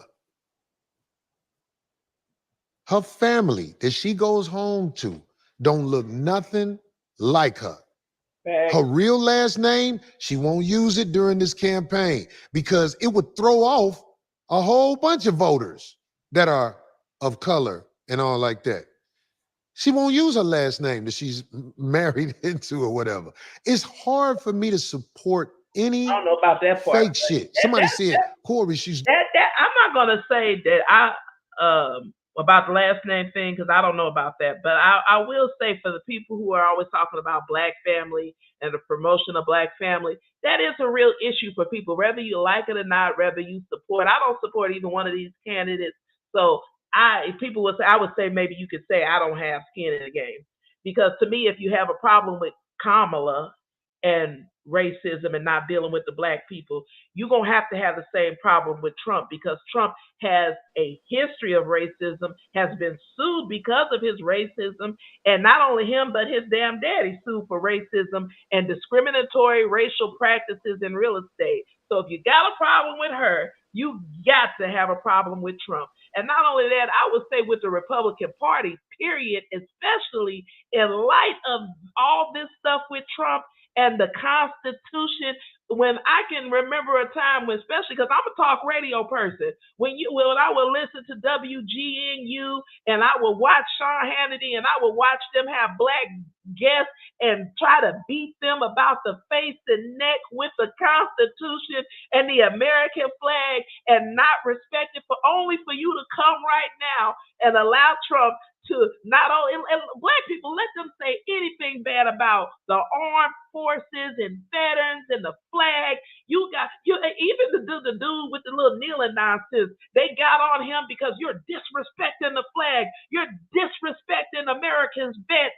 Not only to let this dude come on, shit on vets, talk crap about vets and POWs, to let him say, screw the Constitution. I believe if Trump burnt the American flag, they wouldn't bat an eyelash right now. So that let me know that all that USA, USA, that black people need to remember, y'all have amnesia the way you used to get beat about the face and neck with that flag and that Constitution to let this dude come and y'all support. It is so funny to me. You guys are comical to me. But continue. she's doing that so she can get her hustle on. You get what I'm saying? But I'm like, it's hard for me to support fake shit. I've made mistakes and supported fake shit, but I always feel bad doing it. So you think Trump ain't fake? Yeah, I'm not somebody who's saying go out and vote for Trump, but if somebody forced me to speak up for somebody, I'll speak more for the bigot to show you who he is than the girl who a bigot and don't want nobody to know it. Well, at least She a bigot. She a bigot. She don't like her. She don't even claim black, I heard. It's like, what do you do with somebody like that? That's an insane woman. I'm just saying, man, I don't expect my opinion to be the popular opinion, but it's the opinion I have toward the woman. I don't like when she up there acting like, I'm fighting for you. Shut up, bitch. Go home to Mr. Imhoff. I think that's her last name. Oh, that's Imhoff. terrible. Kamala Imhoff. How fucking stupid do that sound? Just saying. But this is Kamala Hold on, Imhoff. I'll pause it for you. Hold on. No, it's he kept that a being, like for real. Be who you are. You can't. She been hiding who she is for a very long time, and she been masquerading as a black woman for a very long time. I So don't like so this is when people say she's been masquerading as a black woman. yeah, I don't think that's true because I've heard everybody but Kamala say that she's a black woman. I heard her say my mother made it clear that she was raising two black wait, hold daughters. on, Ren. You said Yeah, you but let me never finish. heard Kamala say I've she was a never black heard her woman. say I've never heard her say I'm a black woman. You I never heard heard her her say she was the first African never. American. Okay, I've never heard if you've heard it, I'm just saying it's new for you. I heard it several That's news times. to me because She and I hasn't would said love it for you. recently, and she won't say Send it me the again recently. video, huh? Yeah, go ahead. Put your email address up again. I'll show it to you. Okay, because I've never heard her say she was a black woman.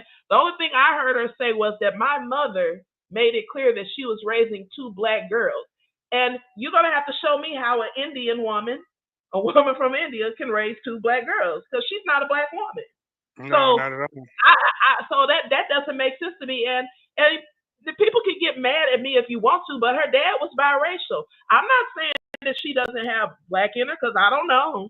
I don't know She what her don't have father black in her. She is. got Jamaican in her. Or Jamaican is not a race. Jamaica No, is not a race. it's not a race. But what do they claim themselves to be? Jamaicans. When you ask a Well, it Jamaican what depends they on are, who you they're are. Jamaican. But listen, white They don't say people they are black. born in Jamaica. White people are born in Jamaica.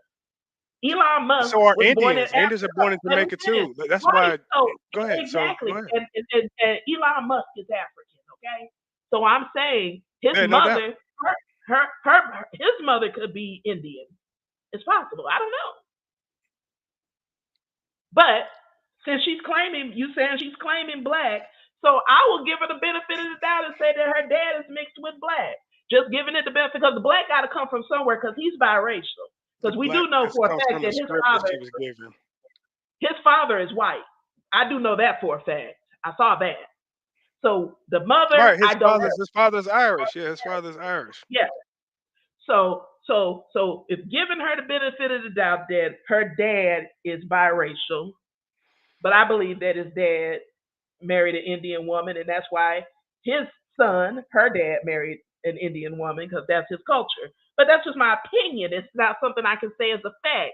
So I would have to give her the benefit of the doubt since she claims that her mother made it clear that she was raising two black daughters, which I don't know how an Indian woman does that, but that's what she said. That's what I heard her No, I don't believe it. say. I So don't believe it. it's She got to interesting. do something different. And you know, I really don't normally talk politics because I got my own beliefs and thoughts, but it is what it is. I have a When it hard comes, time with that. Mhm. Now, go I'm ahead. just No, go saying, ahead, like, when sis. it comes to people's racial identity, I don't want to tell anybody what they are. But I would just say that I've never heard her call herself black, so I would really be interested in a video of her saying she's black. Okay, I'll find it and I'll send it to you. I'm Okay. pretty sure somebody in the chat got it queued up Okay. and ready to go Yeah, because somewhere. other than her saying that her Indian mother was raising two black daughters, I've never heard her say, I am a black woman.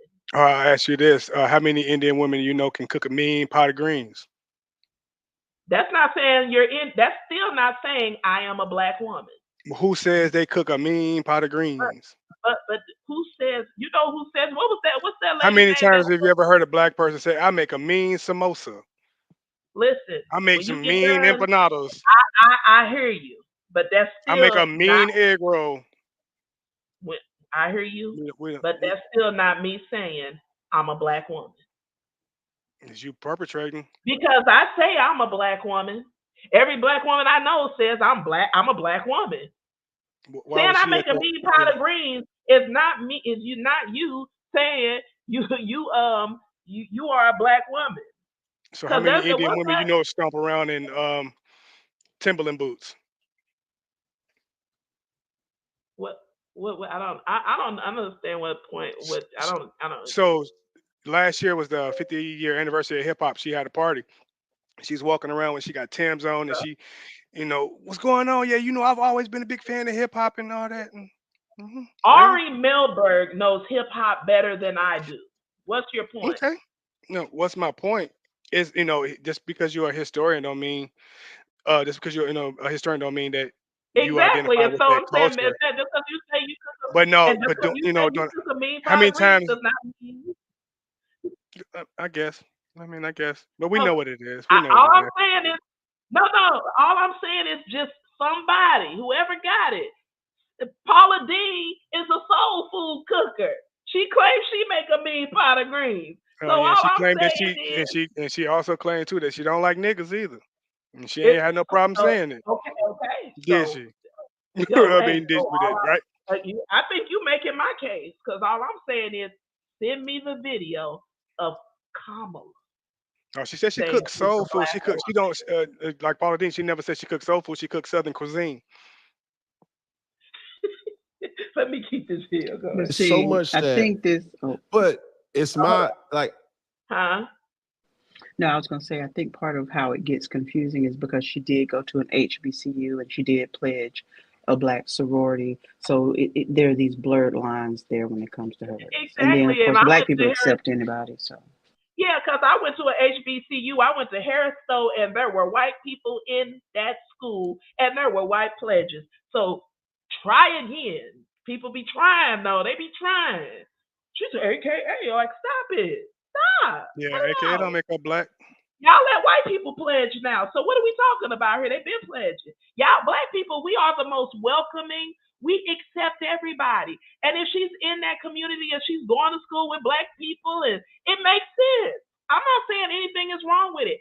I don't have a problem with her being multiracial because I believe that's what she is. So I don't have no beef with that.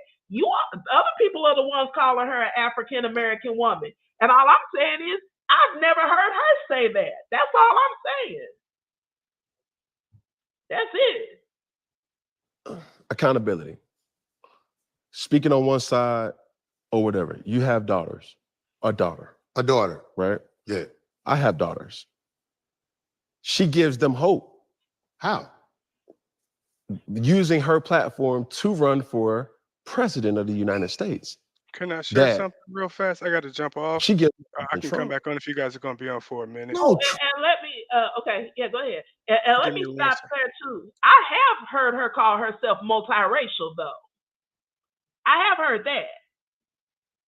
Describing her family as multiracial. So what's wrong with that? What's wrong with people just standing on that? Like, what's wrong with just this is a multiracial woman? What's wrong with that? But they just have to make her black, and I don't understand why when she's not claiming that. It's weird to me. It's weird. I don't get it. Trump, look, first of all, let me say something. I'm not somebody who's rooting Donald Trump on, but I thought it was funny when he had his I got to mom jump. go I'll be to the back in probably about Capitol 10 minutes if you guys and are still kick on. all people ass who he didn't like. I was like, this is hilarious. Daddy, he back running for president. He's back running for president, and they put him up against a black woman.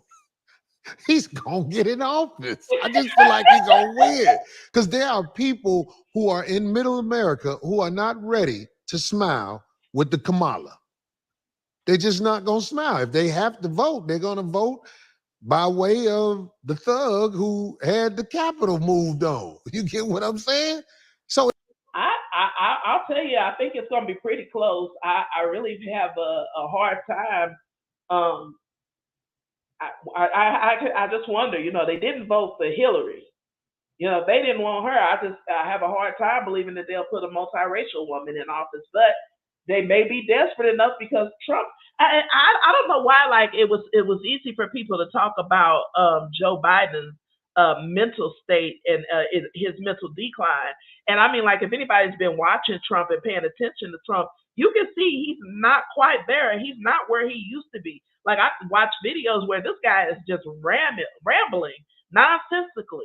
I mean, it's just really like he's off. So I just think that he's in a diminished state as well. Like he said, and then talking about Arnold Palmer's penis. I mean, he's just saying and doing a lot of really weird, bizarre things. And I almost feel like, because I believe both of them are puppets, I almost feel like they're running a scientific experiment on the American public to see, do you really believe in patriotism and all this America USA crap that you all claimed you believe in? Well, we see you don't, because you basically let him say screw the Constitution. You let him mock vets. You let him mock people serving, calling them suckers and losers, and you're okay with that. So it just says to me all that politics, that the conservatism, it says to me that it was all fake and that it was all bullshit. It wasn't about, you don't give a damn about any of that stuff. You just don't like black people. Because I can just, I was a person who watched Hannity. I watched Fox News, and I listened to a lot of I like conservative radio. And just to hear the talking points and to hear the things that were said, for him to turn around and basically just shit on all of it and to watch the Republican Party eat it deliciously is hilarious to me. I'm loving it. I'm loving every minute of this stuff. I'm telling you. It's great. Pure comedy. You can't make it up. So if your daughter is trying to go for what she doesn't understand, that's one thing. Like a child doesn't know. Just like a lot of things in life, visual aesthetic attracts acceptance. This is just natural. Give you an example. First day of school, when you get your lunch, and you're standing there as a visual. Once I get my lunch in this new school, you're going to look around and you're going to typically go to the table that looks like what? People who look like you. Correct. So that's going to be the impact, or that's what's going to sway you. Mhm. That's all I'm saying. A simplistic example or an analogy, but I'm just giving you for something that when my daughters see Kamala run for president, Come it, on. no, bro, Okay, my bad. no. When they see that as a figure of hope, yeah, it gives them more empowerment than seeing Trump, bro. That's just the But fact. Cam, come on, bro. You telling me you don't debrief your kids from what they see on TV? What they see on TV is bullshit. That's why it's on TV. Tell, lie, vision. You gotta debrief your kids from what they see on TV, what they learned in school, because they're teaching them things where they can be programmed to get a BBL, like the Kardashians. You gotta debrief them. Maybe you never thought of that, brother. Is that something I just put into your head? Mm-mm. You gotta debrief your children. Kamala is trying to be something that is fake, and the children will see it as they growing up. If you don't debrief them, they'll think that's the thing to do. It's not the thing to do if you want to stand on righteousness, if you want to stand on morality. You can't be president of the country that kidnapped you and made you build it and ain't give you a dime for it. But you can't say standing on righteous and standing on morality if what you're living is not righteous or morality. So who cares? What am I living that's not righteous? So who cares? I'm saying we all. I gotta stop there, because if that's the case, that means we can never call out anything. That means every last one of us, me, you, everybody, none of us can ever say anything about anything we see wrong, because you are not living totally righteous. There is not one perfect. There is none good. The Bible said there is none good, no, not one. So this is bullshit right here. Sorry, Cam. This is my first Wait a show minute. watching. Okay, I don't understand what I'm hearing. Help me. Am I hearing that it's wrong for this woman to try to become president of the United States? Because I feel like that's what I'm hearing. That there's a problem with that. Or teaching your daughters, exposing his daughter to that. Is that what I'm Yeah, hearing no, you no, no. saying? So yeah, I think that's what Corey is saying, or I get him saying it's bullshit. I don't think it's wrong for her to try to become president, because I think she's just like anybody. I think her running is no different than Barack running. Okay. But no, It, but it, when they're talking about their children, though, if No, he was you've got saying a, about I know he was talking about debriefing your children from the bullshit that you see on TV. I was just talking about the fact that he's saying you can't say anything is righteous.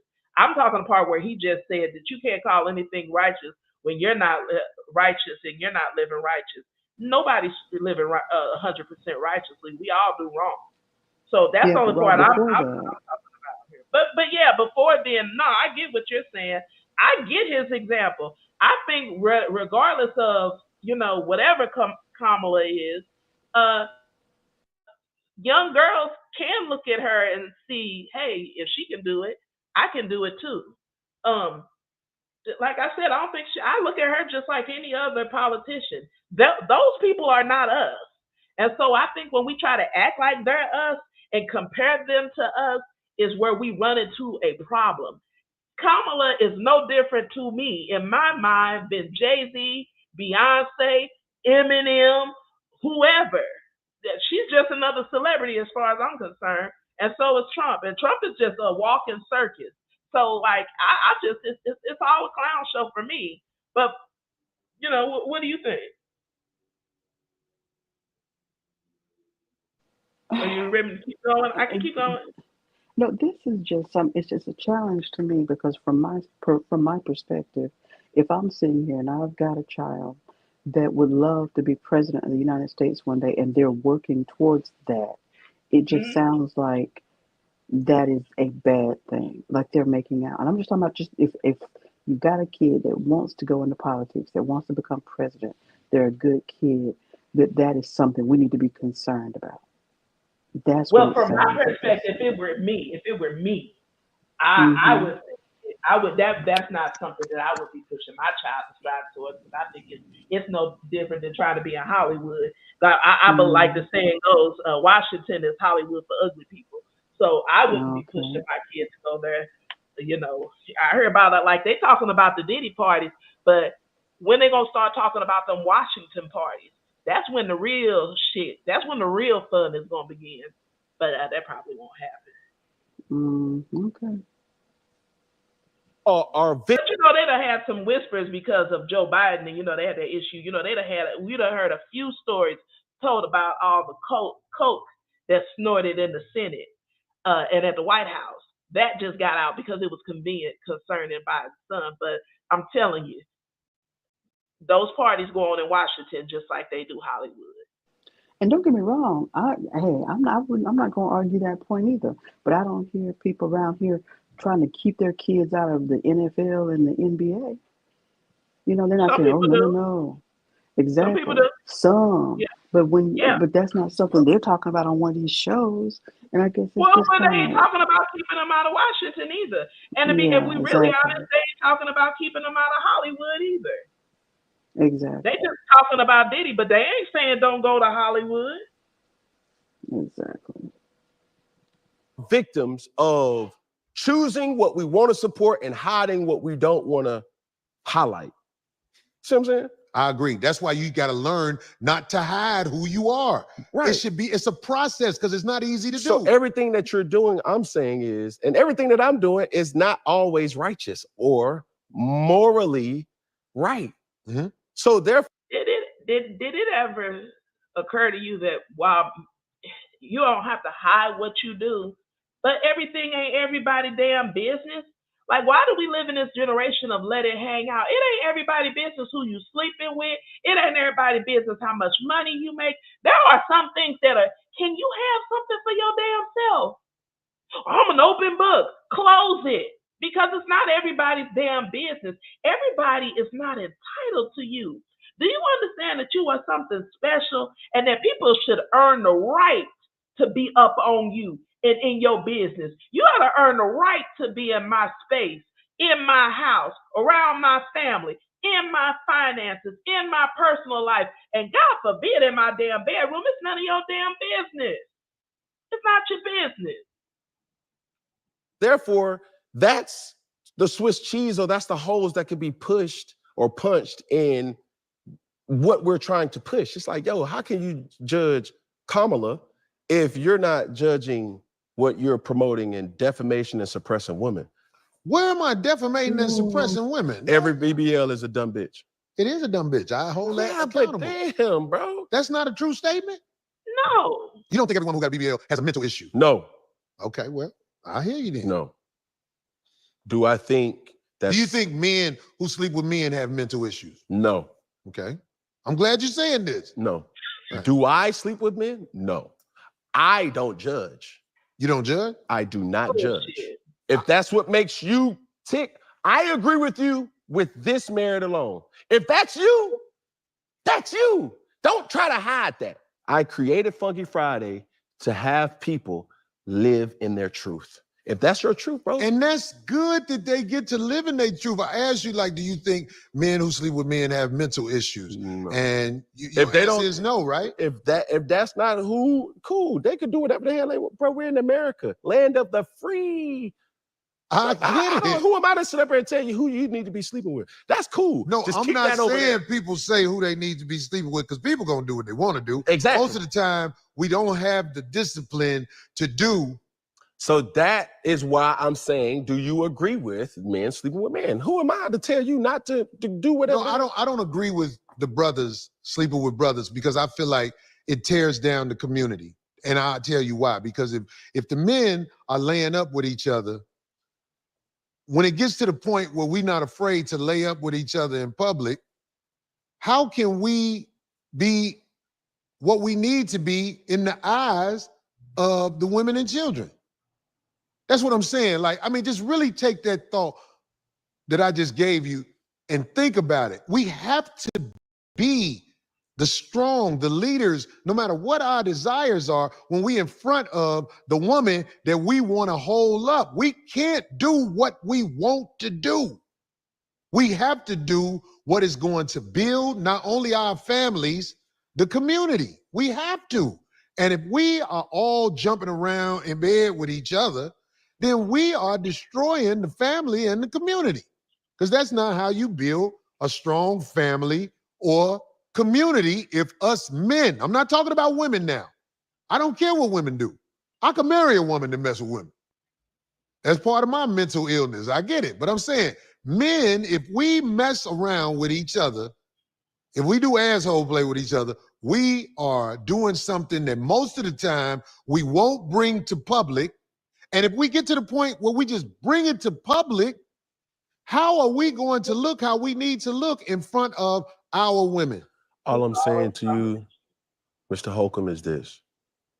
There's so many examples, even during this rather brief or intense banter, is that you've chose a side, but you've also hidden a side that you feel like it's a problem for men to sleep with men. But you have to be able to keep that same energy when you accept women sleeping with women. I don't accept it. I will talk shit about it as soon as I get mad at her. Because I mean, who you talking to, pussy sucking heifer? But I'm just saying, I could mess with them for my personal pleasure. Correct. And that's how, that ain't right though. It ain't right. Okay, understand. Acknowledge it as it not being right. Because now when you sit up there and you call out Dr. Bryant for not calling out 50 Cent for being low vibrational or high functioning. I didn't say 50 Cent was low vibration. But she would not comment it because she knows it was for her personal gain. Yes. That's what I'm saying. Yes. So everybody's playing the game. It's just for your personal consumption. So how about this, Cam? Yes. We all playing. I like that Cam called Corey out on his hypocrisy, though, that he like, so admit that you doing shit for your own personal gain, too. Because it's a double-edged sword. Like, you calling her out, but you doing the same thing, too, for your own personal gain. So you say you'll be with these type of women for your own personal gain. It works both ways. Playing the game. But, brother, you understand as we get older, we can't play the game no more. We got to stand on something. We can't play the game. We can't worry about being accepted. As we get older, True. And it's going to come to you. Mm-hmm. It's going to come to you because I see it in you. I'm looking at you, bro. This ain't nothing phony, man. There's morality in you. As you get... I'm going to pause here, too. That's why I like Corey Holcomb, whether people like it a lot or not. I like the 5150 show because, like I say, you see him battling with himself, and he does it on Front Street, and you don't see a lot of people do that. Like, he's questioning himself. He's questioning his morals. He's questioning his values. He knows so you at the point where you're publicly admitting that you know the stuff that you're doing is fucked up. I like that. I respect that because a lot of people don't do that. They will not admit when they're wrong. You get older, you're not going to be able to smile things off. You're going to be like, fuck it, be mad at me. Be mad at me. I don't care who mad at me. I'm not saying everything I said while I'm talking to you is something that I'm definitely gonna be like, yeah, motherfucker. I gotta look at the tape. But I feel like I spoke from the heart while I'm here with you, bro. Right. And like I said, I'm not one who goes around preaching hate, but I like to call out bullshit. I ain't gonna lie. I like when people call out my bullshit because I be like, oh, shit. But that's all I'm saying. It's like, yo, this platform is just for the... I would say I do too. Because, like, a lot of times I'm saying stuff like I'm talking off the rip. Like, I come back later, I'm like, why I say that? Like, that was dumb. Or that was some bullshit. I like it when people send me emails and messages and be like, Ren, what the hell are you talking about? For me, the whole purpose of all of this is to question myself and to challenge my thought process. That's why I have Zell up here, because I know she doesn't agree with me on a lot of things. And she'll give me, well, consider this. You know, there's always like, I'm going to tell you something. One of the best things you can do for yourself is to have people around you who don't agree with you and who are going to challenge you and make you think. Because you can't stand on nothing if you're not sure shored up in what you believe. If you believe what you stand for is right, then you should have no problem with it being challenged ever. The truth. And if I deem that truth to be altered a little bit, oh, of course, you should speak on that, even if it regards me. So appreciate you, bro. I appreciate you, man. Cam, oh man, I love you, brother. Man, appreciate I love you. you, brother. Hey, as we end things here, Funky Friday, when I say all together, we're gonna. All right, so we finally got through that. I'm gonna say, like, as you can see, I'm not subscribed to Cam's page, but I'm gonna go on and hit that subscribe button because I'm gonna check out another episode of his show. That was my first one, and I really enjoyed the interview. I liked that he even was able to be honest about. He was like, you know what? Okay, you want to do this? Okay, I'm gonna tell the truth. I have not been with my, I like that. I like that. I think if I saw more content like this, I would watch more YouTube. I watch a lot of YouTube, but I don't watch a lot of podcasts. Like I listen to a lot of audiobooks. That's why I have premium because let me just tell you something. It is really annoying to be listening to an audiobook and have a bunch of YouTube commercials come on. But anyway, I'm gonna start listening to some more interviews. So anyway, if you guys got a show that you'd like for us to review, go ahead and send it to me. Or if you have a question for the day, you can send it. I can answer it. Or if you have a question for Zell, you can send it to her as well. Go ahead and subscribe to the Neutral Zone. And for those of you who are in the faith, subscribe to the Hebrew Woman channel. It is a channel for women by women. There are no men allowed on that stage. The commentary comes from a biblical perspective, and we only allow women to participate in the conversation on the Hebrew Woman channel. So please join us over there. We have a show on the Sabbath. Every Sabbath we do a show, and we go over topics from giving a spiritual perspective. So Zell, what did you think about the shows? And I know you said this was your first time hearing Corey Holcomb. What did you think?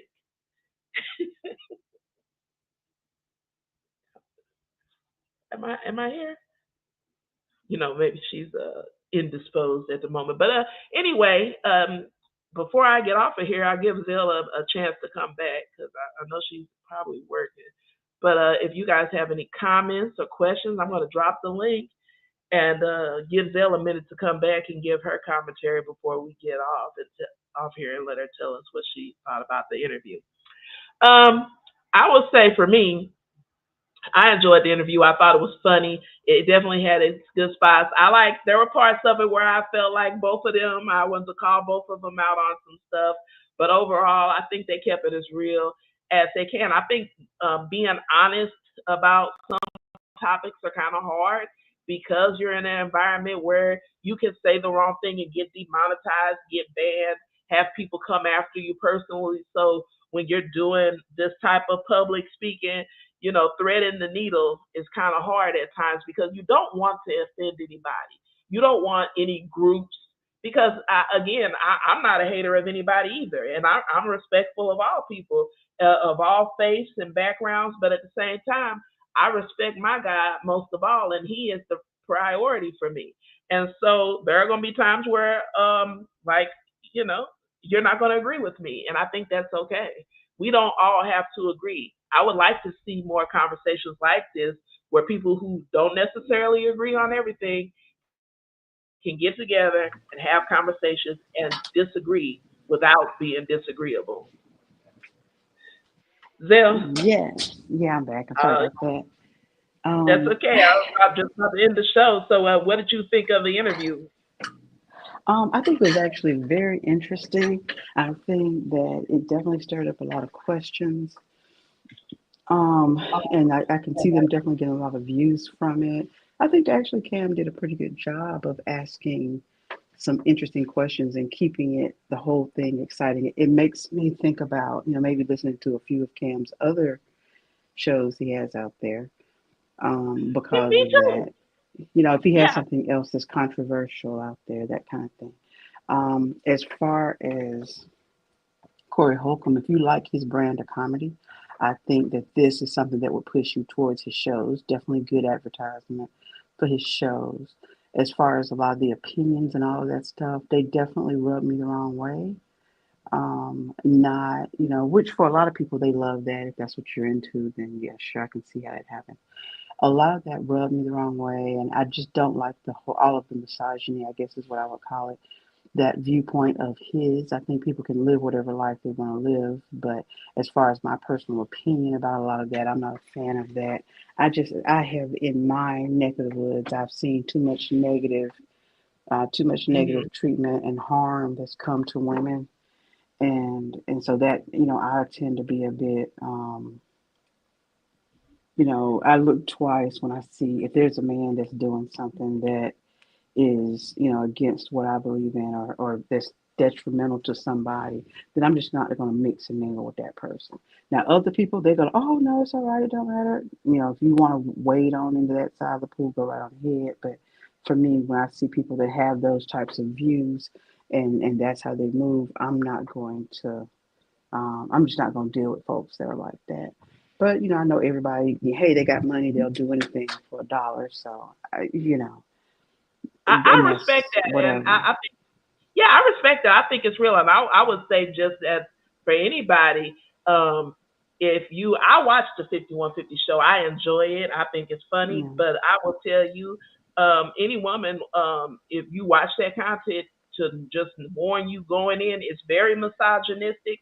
There are things that Craig and Corey sit up there and say that sometimes I just wonder how Darlene sits there and don't open her mouth. But it's entertaining to me. It's dark humor because I like to watch them sit there and struggle with things and have that conversation. It's a raw conversation, but it is dark humor. I will say that it is dark because you watch um it's something to me. I think, and not only is some of it funny, so a lot of it's not funny to me actually, too, because but it's interesting because uh, to hear men have certain types of conversation and grapple with uh, the issue of how they perceive women, because I know they're not the only men out here who think like this.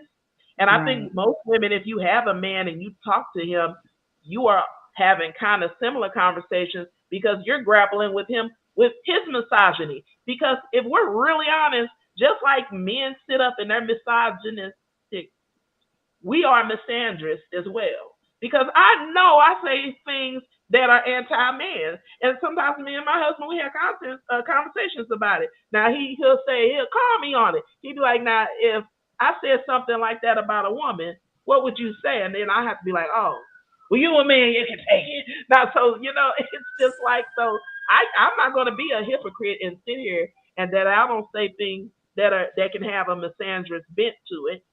And luckily I'm in a healthy enough relationship where he can call me on it, and when he says things that I view as wholly misogynistic, I can call him on it and we talk about it.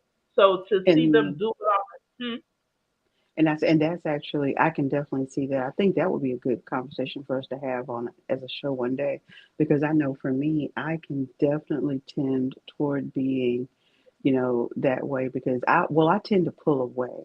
Because my thing is, if I'm sitting here putting, I will tend to go towards the standpoint of I don't want anything from anybody.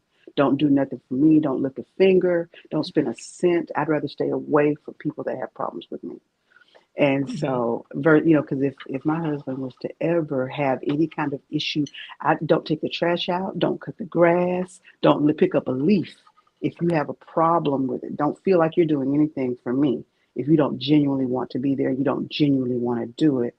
And so I just don't. I don't like the idea, and I think there was another program I think I was planning on sending it to you, but I mean the idea that I don't like the idea of feeling like someone's doing me favors or that I have to beg you. I'm begging you for whatever it is. If you don't genuinely want to do it, you don't genuinely want to be there. I don't like the Mm-hmm. idea of being beholden to a man. I Whereas don't want to to be me, it told in sounds like that's what they want. They want you to be, it's almost like they want women to be groveling at their feet. And that's the place that, and I don't think anybody needs to be there, whether we're talking about, men, women, different races of people, rich, poor, old, young. I but think that we should I all be also more told you equal. too though. because we know some of the podcasts that we're talking about Yeah. here. Right. Those kind of men, like we start talking about. That's why I never have watched Fresh and Fit. When you start talking Right. about idiots like that, and you're watching stuff like that, I always tell you stop listening. Yeah, I had to stop listening to that shit because Yeah. why are you listening to an idiot tell you some shit? And this person can't even. They're not even in a relationship. Do not have the ability or history of maintaining a successful relationship. So I get it. And because there are some things that I just can't do. Um, I think that for me, maybe it's because because Corey Holcomb is a comedian. I've seen some of the stand up routines. My husband watches them. I think that's kind of how. Actually, that's how I listen to the 5150 show because he listens to it. And but I also like Zoe. So I actually talked to Zoe Williams. We did an interview with Zoe when we were doing interviews on the other podcast. I like Zoe Williams. I liked his perspective, and I always thought that he was a good counterbalance to Corey. I thought it was kind of like a yin and yang thing, and so yeah, so it's just been interesting to kind of watch that history play out. And I'm not going to say I've caught every show, but I've watched a good number of them. I like the content, but I will say that if you don't like dark humor, the 5150 show isn't for you. If you are a woman who's Yeah. really sensitive, I would to definitely steer you away from the 5150 show because And you'll that be would be triggered. me. Yeah, That yeah. would If be you're me. really I am sensitive and you not. know you're going to be easily triggered by misogynistic commentary, you Yeah. don't want to watch the show because I could tell you just the show the other day I heard Craig say something. He said I can't think of it right now, but he said something. I was like, oh my god, I was like, this is crazy. Yeah. But And people so, are entitled to their things. Yeah, oh it, yeah. I it, mean, I'm okay for people having their own oh, I'll opinions tell you and for what he them said. having those shows. Yeah. He said if you have a relation, if you've been in if you have a relationship with, if your relationship with a man ends and you walk away with nothing, you have failed. You are a failed bitch, like something like that. And I was like, Uh, wow. And so like that was, let me just say, that was a mild comment. That was on the milder side. Like so, if you're really triggered by comments like that, you're just not a show for you. I personally don't view relationships like that because he did say though, and I'm not just talking about materialistically. You should have gotten something out of the relationship. Personally, I believe every relationship that you're in, even your work relationships, you get something out of them. You're experiencing these things for a reason. You have these experiences because the whole purpose of this Earth school is for you to learn and for you to grow, so you can go on to the next level. These experiences that you have are preparing you for the next leg of your journey, whatever that is. So, you hmm know. Anyway, we've been on here long enough, and I need to go make the Oh, macaroni and cheese to go with these greens. So, that being said, there's the email address. If you got something you want us to review, send it to me. If you have an Ask Friend question, send it to me. Thanks for watching, everybody. Say bye, Zim. bye Shalom, y'all. bye.